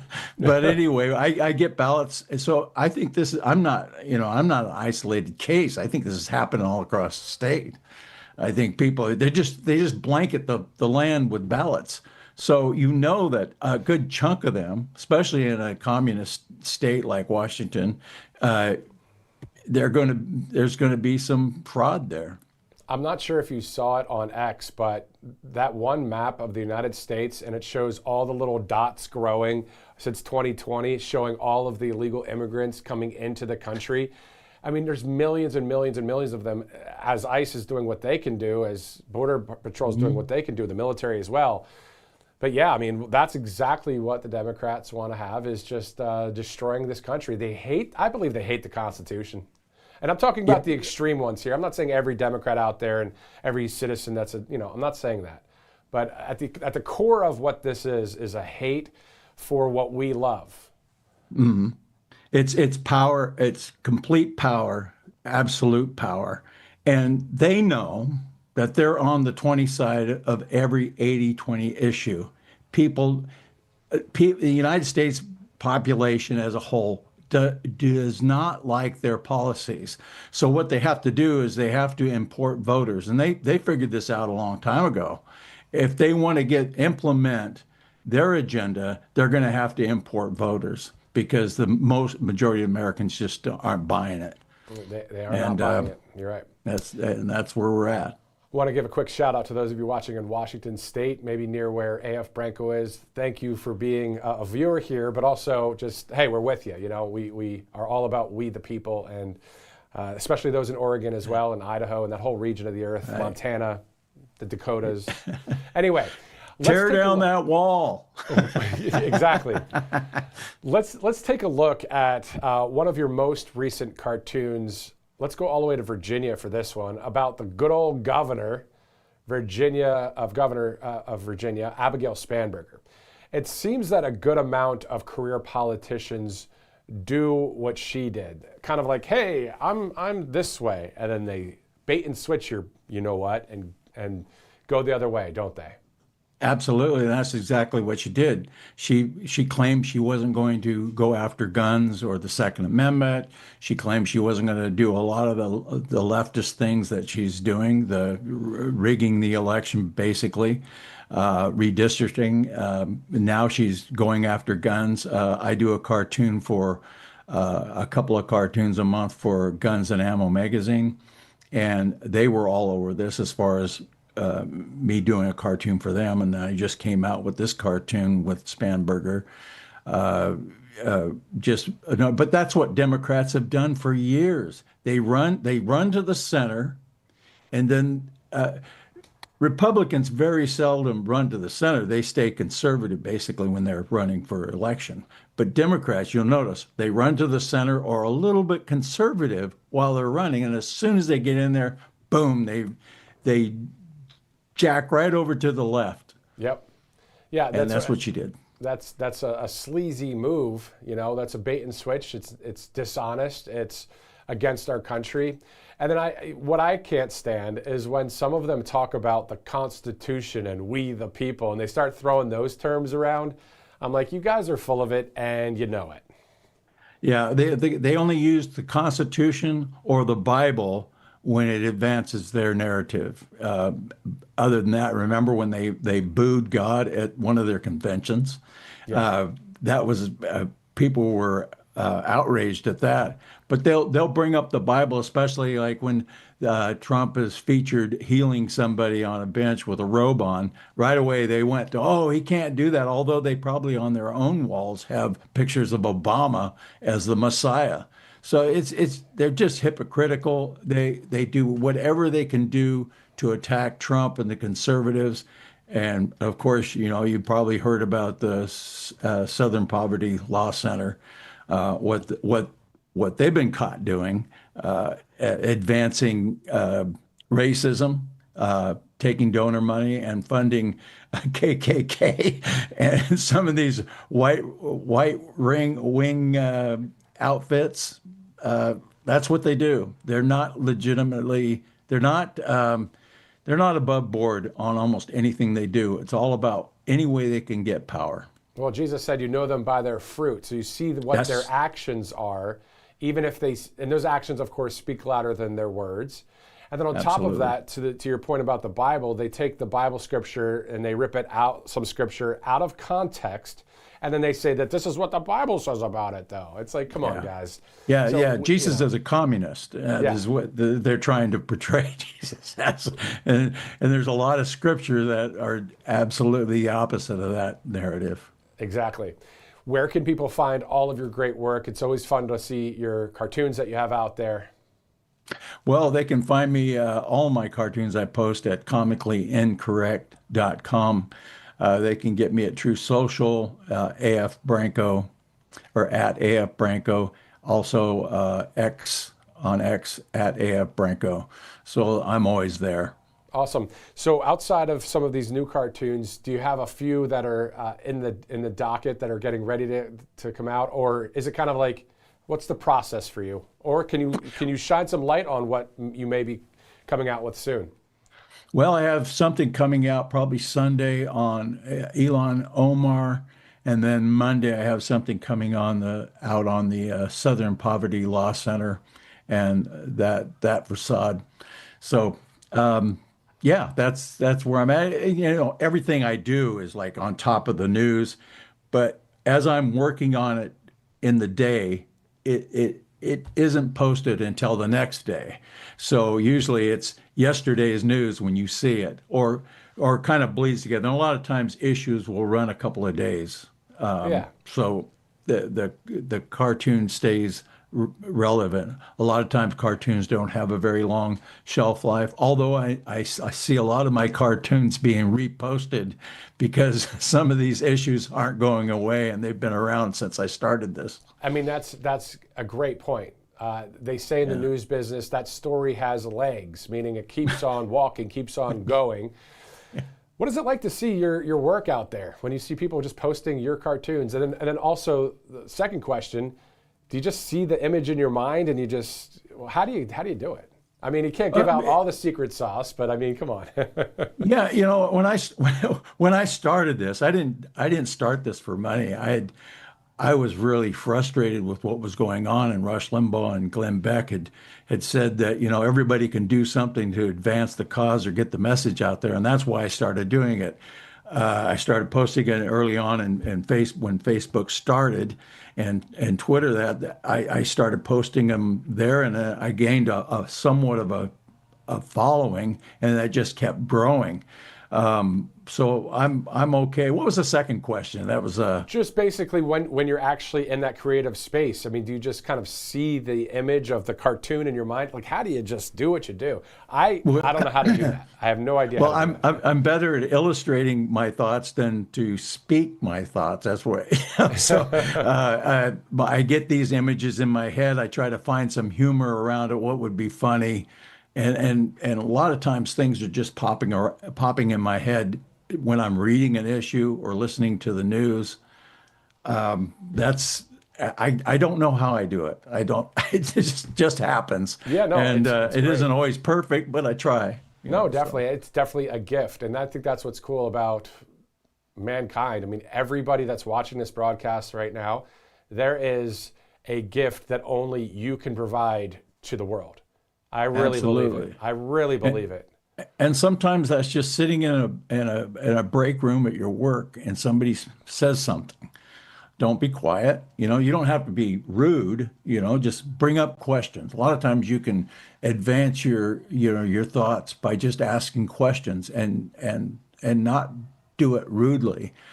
Some people are good at speaking. Some people are good at drawing. Some people are good, like yourself. You're good at what you do behind a microphone and a camera, and that's not my forte. Although I do it. I try to jump out of my comfort zone, but that's what it's all about, jumping outside your comfort zone, because definitely the left is doing it, and they're doing it with a lot of vengeance. And we really everybody needs to get fired up for this next election, because once they if they get power back, it's over. We cannot afford for them to win an election. 100%. And I hope they don't. No, I agree with you, and I hope that they don't win as well. But we're also working hard, praying hard, getting the job done, getting out the vote. We're really pushing, of course, for the Save America Act to pass, but we know that it's an uphill climb right now, and we just keep talking about it. It's that information war, and we know that the mainstream media, they try and pull attention to certain ways, but we, the people, are not idiots. We know the truth. No. We know that we love God, family, country. It's simple stuff. They want to make it so complicated. It's about freedom. No, it's about freedom. It's about less control, government control. Democrats want more government control. They want to control every aspect of your life.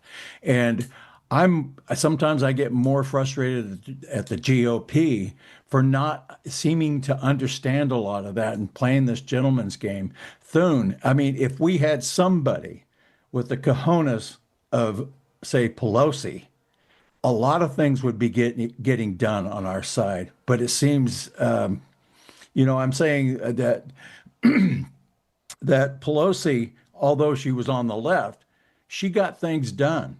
I don't know how she did it, but she went around and grabbed everybody, by the collar and said, "You're doing this." And I don't know if she used blackmail or what she did, but she got her side's issues done. And it seems like both the leader of the House, and I don't mean to beat up on them, maybe they're doing their best, but it doesn't seem like they have the wherewithal to be able to push these issues through that we need done. And a number of them are President Trump's agenda, the Save America Act and on. So conservative cartoonist AF Branco, thanks for spending the time with us. Have a great day and a great weekend, and we look forward to having you on again. Thank you, sir. Thank you. Appreciate it. Yeah, definitely. Great to speak with AF Branco there, conservative cartoonist who some of his cartoons were in the late, great Rush Limbaugh's newsletters back in the day. So it is an honor to speak with AF Branco. And I think he does a great job on camera, by the way. It's 1:42, Friday, April 24th. Let's go to Kalshi.com/RSBN. So there's 3 ways to get to Kalshi, right? So you can go to the app in your app store.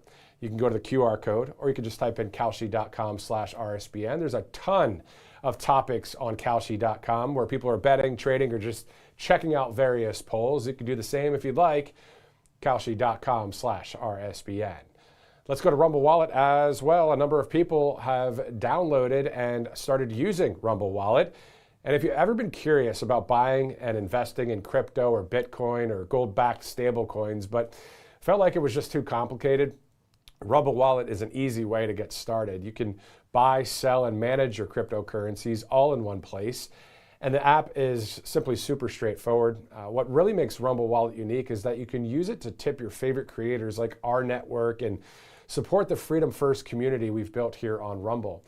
Getting started is simple. Just download the Rumble Wallet app, sign up with your existing Rumble account, and there's no need for a new login.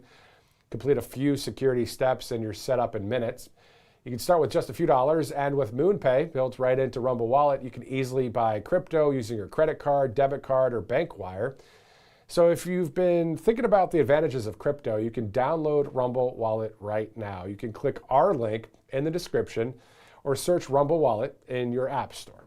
Download Rumble Wallet today and move your assets to where they belong, in your hands and in your control. Rumble Wallet is a technology provider only and not a custodial service. So you can see more terms at wallet.rumble.com. Rumble Wallet, another great sponsor here on Right Side Broadcasting Network. It is 1:43 Eastern Time. Let's go to a commercial break here on Right Side Broadcasting Network. Welcome to Right Side Broadcasting Network, your trusted conservative news outlet. At RSBN, we deliver the truth when the mainstream media falls short. Since 2015, we've proudly broadcasted every single one of President Trump's iconic MAGA rallies, bringing you the excitement and energy live before anyone else. By watching RSBN, you get an unfiltered front row view of the action on the ground. We interviewed the crowds to give a voice to millions of Americans just like you. We show you President Trump's speeches in their entirety, free from interruptions and censorship. We cover the stories that matter to you with the integrity and passion you deserve. Thank you for choosing RSBN as your home for America First News. Together, we stand strong, united, and informed. So join us and be part of the right side of history. Hey y'all, it's Silk from Diamond and Silk Chit Chat Live. Look, don't forget to watch my show right here at Right Side Broadcasting Network, and I want you to support Right Side Broadcasting Network. It's imperative that you do so, okay? Bye-bye.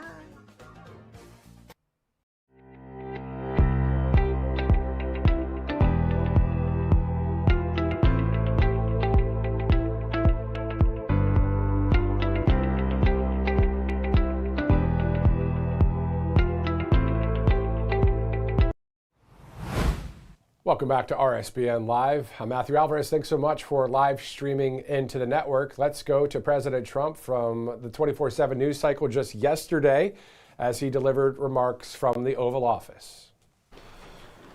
Well, thank you very much. And I'm told this is a rather historic meeting because these countries have been bordering each other for many, many years, and it doesn't happen much, although they like each other. I found that out today, and I've sort of heard about that. They actually like each other, Lebanon and Israel.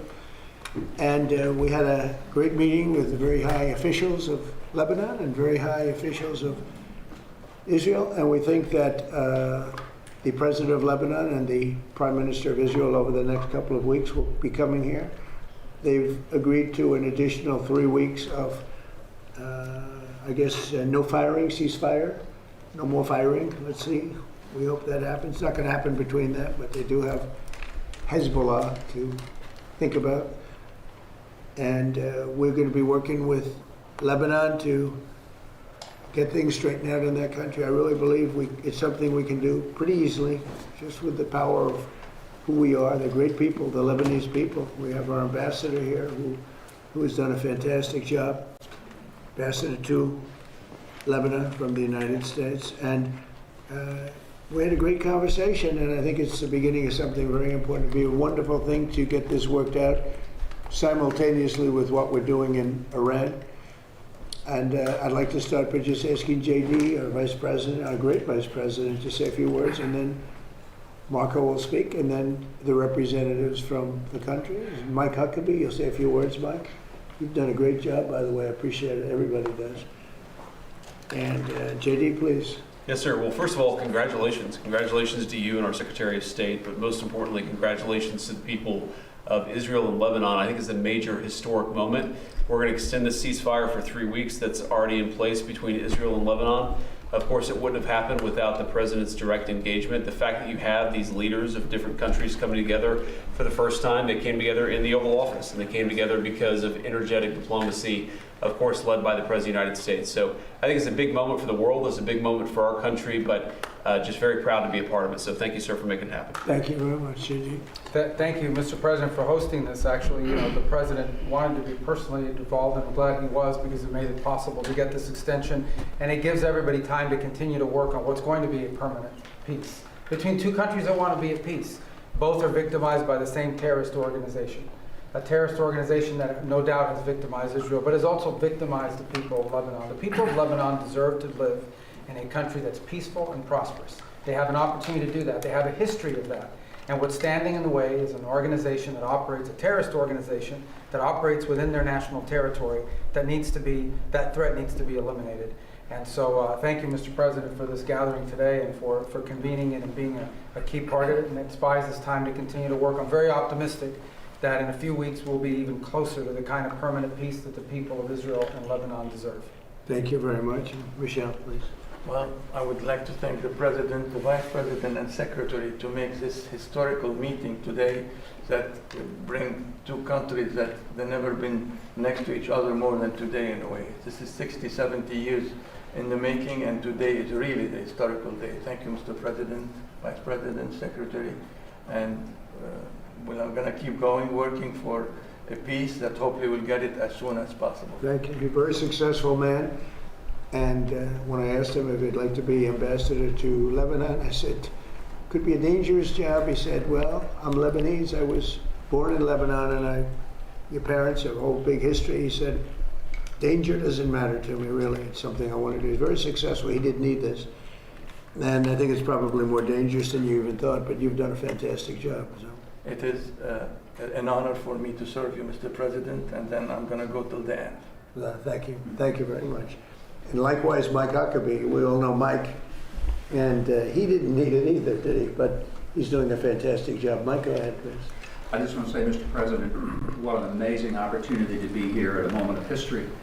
The people of Lebanon, the people of Israel are neighbors, and they want to get along. They can get along. But it's like neighbors who have a rough little kid living in the neighborhood who keeps throwing rocks at everybody's window. And if the kid will quit throwing rocks, the neighbors can get along and start actually working together. The President has initiated something that is truly bringing the neighborhood back to a neighborhood and recognizing that the problem is not Lebanon and the problem is not Israel. The problem is Hezbollah, the bad little kid throwing rocks. That's what the President is getting launched today, to get that little kid out of the neighborhood. Thank you. Mr. Ambassador, please. Well, thank you, Mr. President, for your hospitality, for bringing Israel and Lebanon together here in the Oval Office. Israel wants peace with Lebanon, and Israel wants security for its citizens. We're united with the Lebanese government in wanting to rid the country of this malign influence called Hezbollah. And now that, Mr. President, under your leadership, Iran has been so degraded, the possibility of degrading Hezbollah and liberating Lebanon from their occupation is real. So we hope that together under your leadership, we can formalize peace between Israel and Lebanon in the very near future. And we are just very thankful for the opportunity. Well, thank you, and I look forward to having the next meeting with your great Prime Minister. He is. He's a wartime Prime Minister with Bibi and with the President of Lebanon. It would be fantastic. I think lots going to happen. Madam Ambassador. Thank you so much. Thank you so much, President Trump. Thank you for your leadership, for making sure to be presiding over this historic moment. I want to really say thank you to the United States under your leadership for all your effort to help and to support Lebanon. And I think with your help, with your support, we can make Lebanon great again. Thank you so much. Sure, thank you. I like that phrase. Sounds nice. That's a good phrase. MNGA. Thank you very much. I think we will. Any questions? Yeah, please. President Trump, Anthony Mershak from MTV Lebanon. Yes. First, thank you for having us in the White House Thank for you very a year much. and a half. This is historical for our audience as It well. is. We would like to ask you 3 questions. First question, the peace between Lebanon and Israel. Do you think it will happen this year? I think there's a great chance. I mean, you know, they're friends about the same things and they're enemies on the same things, and it has to do with, I guess you could say, a couple of countries, but certainly it's, if you look at Hezbollah, that's where everybody seems to be united against them. So they are both very united in that way. Yeah? I think there's a very good chance of having peace. I think it should be an easy one. Relative to some of the things we're working on, it should be an easy one. But it's been so many years because nobody focused on it. But Lebanon was a great country. It was a beautiful country, smart people, very brilliant people, doctors, professors, economists, some of the smartest people on the planet. But it got torn apart by different factions and nothing having to do with them, outside factors. So I think it can be brought back pretty quickly. And when do you think our president will meet Netanyahu here at the White House? I think we'll do it over during this period of time, during the 3-week period, ideally. I'd like to suggest over the 3-week ceasefire. Right? If you can do that, we're here. We'll do it in the Oval Office. And regarding Hezbollah, he's not responding to our government. He's doing whatever he wants. What do you say for Hezbollah, and do you Israel has to, military? we're just talking about it. Israel is going to have to defend itself if they're shot at, and they will. I would never say that they can't. It would be nice if they wouldn't have to bother with that, but if something happens, they're going to have to defend themselves, as you know. But they're going to do it carefully, and they're going to be surgical as opposed to beyond surgical. And there's a lot they can do, but Israel is going to have to defend itself. And regarding our Lebanese speaker, Nabil Berri reportedly told Prince Yazid bin Farhan that Lebanon will not move forward with peace unless Saudi Arabia is involved. What is your reaction to that statement, and do you believe Saudi Arabia must play a central role in a potential Lebanon-Israel peace process? Well, Saudi Arabia is great, and they have a great leader. And I think that they'd be very happy with this. I haven't spoken to them, I will. This happened very quickly. But Saudi Arabia is going to be, they're great people, a great place, incredible place. I know it very well. But I know the leader very well, and he'd want to see something like this happen. He's a tremendous guy. Yeah. Sir. And make Lebanon great again. This is our slogan on MTV Lebanon. Make America great again. And make Lebanon great again is our slogan on MTV Lebanon, that all the Lebanese and our audience are putting hope on you, Mr. President. Make Lebanon great again. Make Lebanon great again. It's a good slogan. It works for here. I think it's maybe the greatest political slogan in the history of the world, make America great again. But, we're great now, so I will never say that we won't use that slogan, MAGA. But we have another one, America is back. Where's that at? Does anybody have a look? No, yeah, that's the old one, and then show them the new one. And we're never changing MAGA. I don't have the courage to change MAGA. Make America great again. But, we're great now. We're the hottest country anywhere in the world. We're the most powerful country in the world by far. And we suffered years of abuse by people that were grossly incompetent, like Biden, like Obama. Obama was incompetent. He was a great divider. And we're a great country again. We're respected all over the world. That's why this happened so fast. I mean, it can happen fast. Thank you. Sir, the funding that Hezbollah gets from Iran, is Iran going to have to cut that off to do a deal with you? Yeah, they'll have to cut that That's off. A must for you. Yeah, sure. That's a must, yeah. Mr. President, apparently there was a special forces soldier who was involved in the capture of Venezuelan President Maduro, who was arrested by federal authorities today on suspicion of insider trading and betting on Polymarket. Are you concerned that federal employees are betting on these prediction markets and potentially getting rich? Well, I don't know about it, but was he betting that they would get him or they wouldn't get him? It sounds like he was betting on his removal from office, that Maduro would be removed. It sounds like he was involved in the operation. That's like Pete Rose betting on his own team. It's a little like Pete Rose. Pete Rose, they kept him out of the Hall of Fame because he bet on his own team. Now, if he bet against his team, that would be no good, but he bet on his own team. I'll look into it, yeah. There are also bets that are being placed as well on the Iran conflict, too, and there have been some trackings where people suspect that there's insider trading happening on these prediction markets around the war. Are you concerned about that? The whole world, unfortunately, has become somewhat of a casino. And you look at what's going on all over the world, in Europe and every place they're doing these betting things. I was never much in favor of it. I don't like it conceptually, but it is what it is. No, I think that I'm not happy with any of that stuff, but they have all these different sites. They have predictive markets. It's a crazy world. It's a much different world than it was. Please. We talked about the Fed's renovation. Can someone other than the Justice Department find out the things you said you wanted to learn? Well, good. I mean, look, it's pretty easy. When you look with Jerome Too Late Pell, I have a real problem because he should have been lowering interest rates a long time ago. And despite that, we fought through it, and we have the greatest economy we've ever had. You take a look. I mean, I don't know what the market is today, but we've broken every record over the last few days. And this is during a military operation or war, whatever you want to call it. It makes no difference as far as I'm concerned. But we have this unbelievable economy. The S&P has a new record. The Dow is right at a new record. We already broke the record with the Dow. People said it wouldn't happen in 4 years. They said in 4 years it won't be able to be possible to break 50,000. And we broke it with the Dow. And I'm actually a little bit surprised that we're breaking it constantly, even now, during this conflict. Because when we broke it, I called a lot of the people here. I called JD, I called Marco, I called Howard, I called Scott. I said, I hate to tell you fellas, but we have to do a little bit of a detour. We have to go to Iran and make sure they don't have a nuclear weapon. We had just broken every financial record.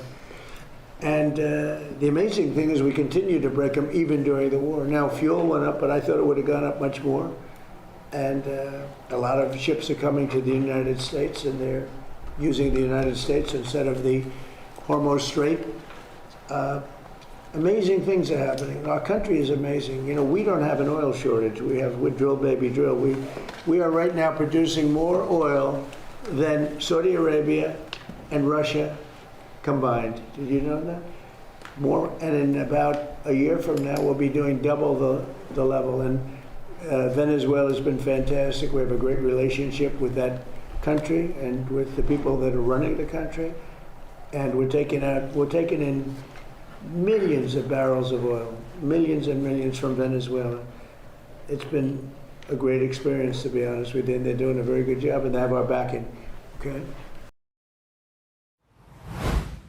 All right, we'll return to the White House for that announcement from yesterday in just a second. This all brought to you by some great sponsors here at Right Side, of course. We're right in the middle of peak allergy season, of course, in the middle of spring, and for a lot of people, it's hitting hard right now. Congestion, fatigue, and that run-down feeling that seems to come out of nowhere.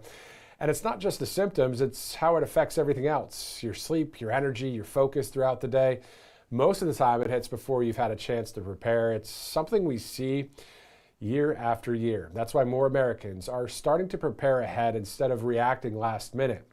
With All Family Pharmacy, you can get access to common allergy medications like nasal sprays and inhalers, along with other prescriptions people rely on this time of year. And the process is simple. You go online, you fill out a quick medical form. From there, a licensed doctor reviews it, and if appropriate, your medication ships straight to your door. There's no extra steps, no running around to find a prescription. It's just a simpler way to handle allergy season and have what you need on hand. Visit allfamilypharmacy.com/RSBN and use that RSBN 10 promo code at checkout for 10% off.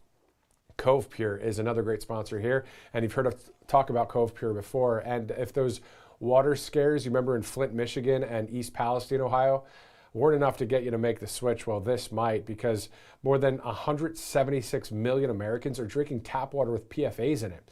They're man-made chemicals used in food packaging, nonstick cookware, firefighting foam. Well, scientists call them forever chemicals because once they're in your body, they stay there. They don't break down, and they're linked to hormone disruption, immune damage, and increased cancer risk. But here's the part that should make you and yours a bit upset, because the EPA set legal limits for these PFAs in drinking water back in 2024, but water systems have until 2031 to comply. That's a whole 5 years from now. Until that deadline arrives, a utility can actually be operating above the legal limit right now and isn't required to notify you.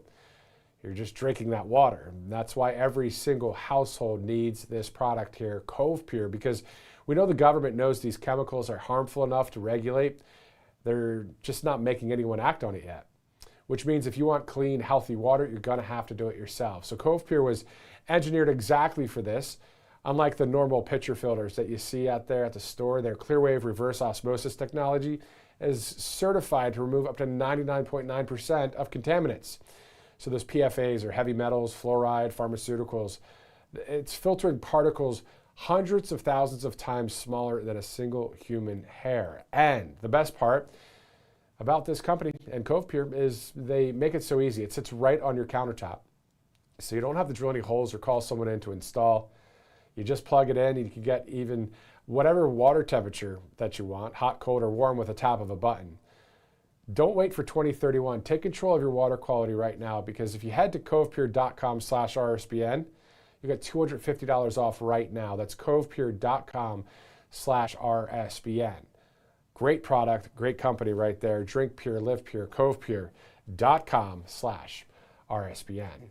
All right, it is 2:03 Eastern Time. Thanks so much for live streaming in with us. Let's go back to the president from just yesterday. You said that Can you just clarify again what exactly? Here we go, listen to this. No, just because the world is watching. Just clarify. Here we go, here's his bomb. What have the two sides agreed to here? A 3-week ceasefire with the hope that the leaders come and meet? Yeah, 3 weeks. And the leaders will most likely be coming here during that time.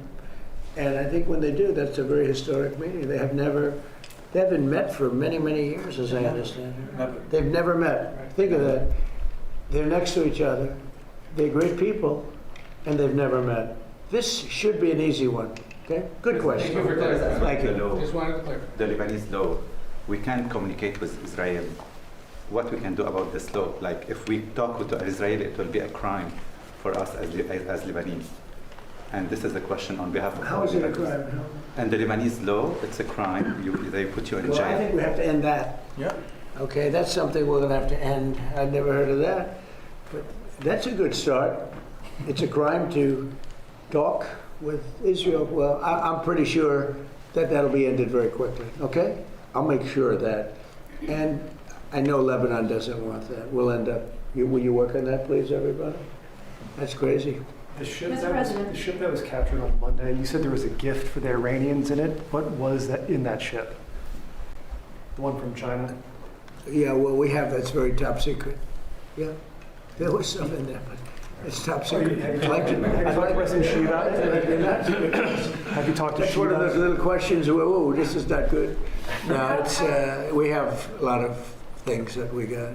You know, that the strait, what we've done with the blockade is amazing, and nobody gets through. And nobody wants to get through, nobody's trying. The one tried, they shut out the engine, but nobody's trying. We have complete control. Now they can drop their mines in there and do all those stupid things. It's just going to take longer for them to make money because the mines are going to affect them much more than they're going to affect us. But and we don't know that they're doing that, but they could be that they're. If they're doing it, it's a very foolish thing to do. Just like for Iran to shoot at Saudi Arabia, UAE, and Qatar, and Kuwait, Bahrain, all the different places they shot. Nobody expected that. They thought they'd shoot at Israel in all fairness, but you didn't expect they'd be shooting at numerous other countries. I think it was a big mistake. If they're putting mines down, it's a big mistake for them, I will say. Are you angry at China for what they sent Iran? No. So there's some reporting today that... I guess we do the same thing, don't we? With other countries. You know, it's like one of those things, but nothing that it wasn't earth-shaking. Yeah. There's some reporting today, sir, that you tend to invite Vladimir Putin to the G20 in Miami. Is that the case? No, but if he came, it would be probably very helpful. You know, I've said a long time ago, when they made the G8, the G7, they threw Russia out before my time. That was Obama and a certain prime minister from a place called Canada, Trudeau. And I said, that's a stupid thing to do. And I was right. You know, I go to these meetings of the G7, and about 90% of the meeting was talking about Russia and what's going on with Russia.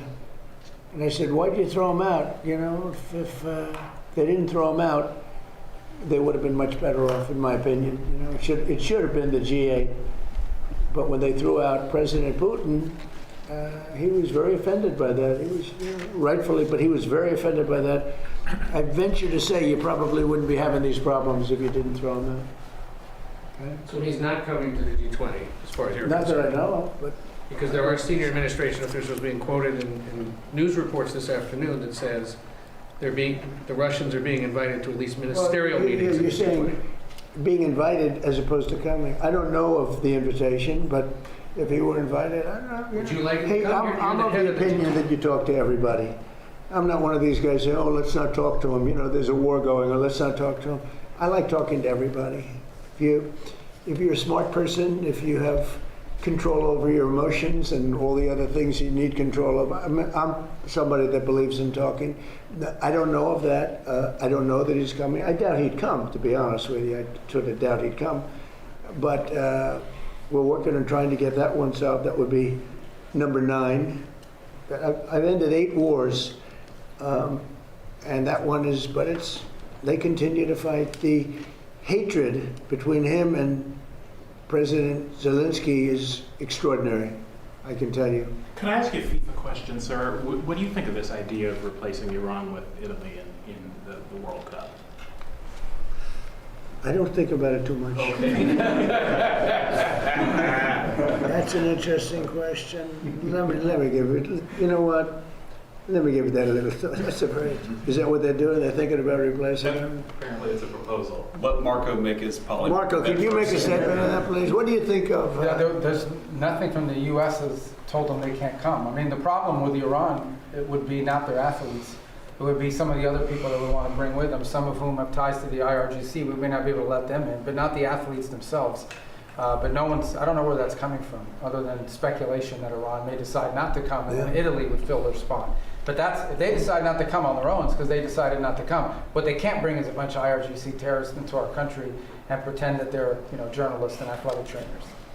Sir, is the government going to We would buy, not want to affect the athletes. is the government going to buy a stake in Spirit Airlines? So Spirit is an airline that's had some trouble.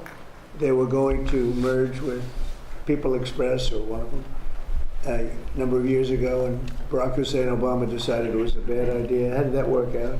It's bad for both of them. That would have been a natural merger. Not United and American, but Spirit and the other. We're looking at helping them. We have 18,000 people that live in this country that are great people and great employees, and we're thinking about doing it, helping them out, meaning bailing them out or buying it. I think we just buy it. We'd be getting it virtually debt-free. They have some good aircraft, they have good assets, and when the price of oil goes down, we'll sell it for a profit. I'd love to be able to save those jobs. I'd love to be able to save an airline. I like having a lot of airlines, so it's competitive. So we are looking at Spirit. It's in a bankruptcy. It's in bankruptcy court, and we're looking if we could get it for the right price. I'd do it to save the jobs, and we have somebody that wants to run it, do a good job, smart person. And if they run it properly, and if prices come down, all of a sudden it's a valuable asset. And they have some very good slots too, which are pretty valuable. You will visit Lebanon and visit Ambassador Isa to the embassy because we're building a huge U.S. embassy in Lebanon. Are you going to plan to launch it for opening or attending for the opening? You want to answer that? Well, we're working on it. It's not done yet, but once it's done, I will ask the president to come and cut the ribbon. We'd love to run there. I have no objection to that. Go ahead, please. In the UK today, they've just announced a total of $1.3 billion in returns from digital service tax, which you in the past have called an unfair tax on American companies. You know it very well. You previously called for investigations, but so far as we can tell, there has been none. Would you call for that? So what tax is this? A digital service tax is the kind of nicknamed the tech tax or big tech tax that kind of. They're going to put a tax on basically American companies. It's already there, sir. Did you say the UK? Yes, sir. They made $1.3 billion last year. So is that something you would kind of investigate, call for it to be scrapped, have a look at? We don't like it when they target American companies, because basically you're talking about our great American companies. Whether we like those companies or don't like them, they're American companies. They're the top companies in the world. And we are looking at it. We've been looking at it. UK did it. A couple of other people did it. They think they're going to make an easy buck. That's why they've all taken advantage of our country. They don't take advantage of it. No, we've been looking at it, and we can meet that very easily by just putting a big tariff on the UK, so they better be careful. If they don't drop the tax, we'll probably put a big tariff on the UK. What can they expect, 5%, 10%, something similar to what you've done before? More than what they're getting. They shouldn't be doing that. All that's doing is really targeting great companies, but they're our companies. It's like us targeting their companies, which we could do very easily. But you don't have big companies like that. You don't have those great companies. Not fair. I have an obligation to protect our companies. That's how they became great. And they become great during my administration. My first 4 years, we had the best economy in history in my first 4 years. And this will blow it away. Look at it. During a war, we have the highest stock market. During a war, it's not a big war for us, but it's a war. And during a war, we have the highest stock market. I have to protect this country, so if they want to do the service tax, France did it also, and some others. And literally I have a meeting after this having to do with that exact question. And what we'll do is we'll reciprocate by putting something on that's equal or greater than what they're doing. And they won't be happy about that. No, that's enough. You've asked so much. Mr. President, I emailed the Virginia Department of Elections earlier today and asked them if they had seen any evidence of election tampering, of fraudulent mail ballots being cast in the Tuesday election, or if there was any evidence of non-citizens voting in that election. Why did you say that that election was rigged? Well, you have mail-in ballots, and they found a lot of them at the end of the day. They said that they have received no credible information related to those Well, I questions. know you'd say that no matter what. You know, you've been saying that for years, and now they're finding out that the 2020 election was totally rigged. And when you Where's look the at what evidence just, of that? excuse me, how do you defend what just happened where your Southern law, whatever it is, has given money to KKK, they're supposed to protect people, and they're paying all these people, crooked as can be, millions of dollars going all to all these people that they're supposed to be protecting from, but they're actually supporting them because they want to have companies that they can protect and because they want to rig elections. That was all a rigged election. All of the things with Charlottesville, all of the stuff that they did, and you won't bring that up, but you'll bring up some nonsense. Let me tell you, the election we were winning all day long. It's a totally horrible situation. Hopefully the courts will overturn it, what they did in Virginia. You have a grossly incompetent governor. You had a very good governor. He did a good job. You know, all those companies that want to move into Virginia now, they want to move out and go to a different location. So that's my opinion. I believe it was a rigged election. Virginia's known for it. It was a rigged election. They had a lot of ballots, mail-in ballots. Anytime you have mail-in ballots, you have cheating. Did you have something? Yes, you said that the U.S. will work with Lebanon to protect itself from Hezbollah. What does that look like exactly? What is that? You said that the U.S. will work with Lebanon to protect itself from... Well, we're just going to work with them. I mean, we have a good relationship with Lebanon. It's amazing that, but is it, you know, it's the amazing thing is they actually have sort of a good relationship with Israel and they don't deal with each other, but now they're going to deal with each other. We're putting them together. What's the material support that you intend to provide? We're just going to help them. We're going to help them. They're great people. It can be a really good country again, maybe a great country again. And I think you have all the ingredients, so we're going to work together. And I think Israel's going to be terrific. But they do have a common problem. It's Hezbollah. Okay, a couple of more. Some House Republicans are saying that they don't want to vote for a bill that just has the Homeland Security funding. Would you support them expanding that to include other tax and defense measures? Well, I'd love to see one thing. You know what that is? Save America. I'd love to see the Save America Act, which is voter ID, which is proof of citizenship, which is, by the way, no mail-in voting, which is a fraud. Anytime you have mail-in voting, you're going to have a fraudulent election. But I'd leave it for military, you know, mail-in voting for military, for people that are sick, for people that are traveling, like business or whatever, different things. But disability, where they have a problem. But no mail-in ballots. We added a couple of things. No men playing in women's sports. It's unrelated, but it's a popular thing. And no transgender mutilization of our children. So that's it. Thank you very much, everybody. All right, so the president just yesterday there at the Oval Office, and speaking of the Oval Office, speaking of the White House, they just posted something on X referring to exactly what President Trump was just saying, actually. America's elections are for Americans, saying pass the Save America Act, literally within about a minute, 20 seconds now. So that's on X right there. And of course, I'm sure they'll be posting that on Truth Social as well. Let's go to mypillow.com/RSBN. There is a warehouse moving sale ongoing. You can save up to 80%. Just go to mypillow.com/RSBN. Of course, the great Mike Lindell running a great company there, running for governor in Minnesota. A lot of great things going on that way. mypillow.com/RSBN. Also, if you'd like to donate to Right Side, all you have to do is go to rsbnetwork.com/donate.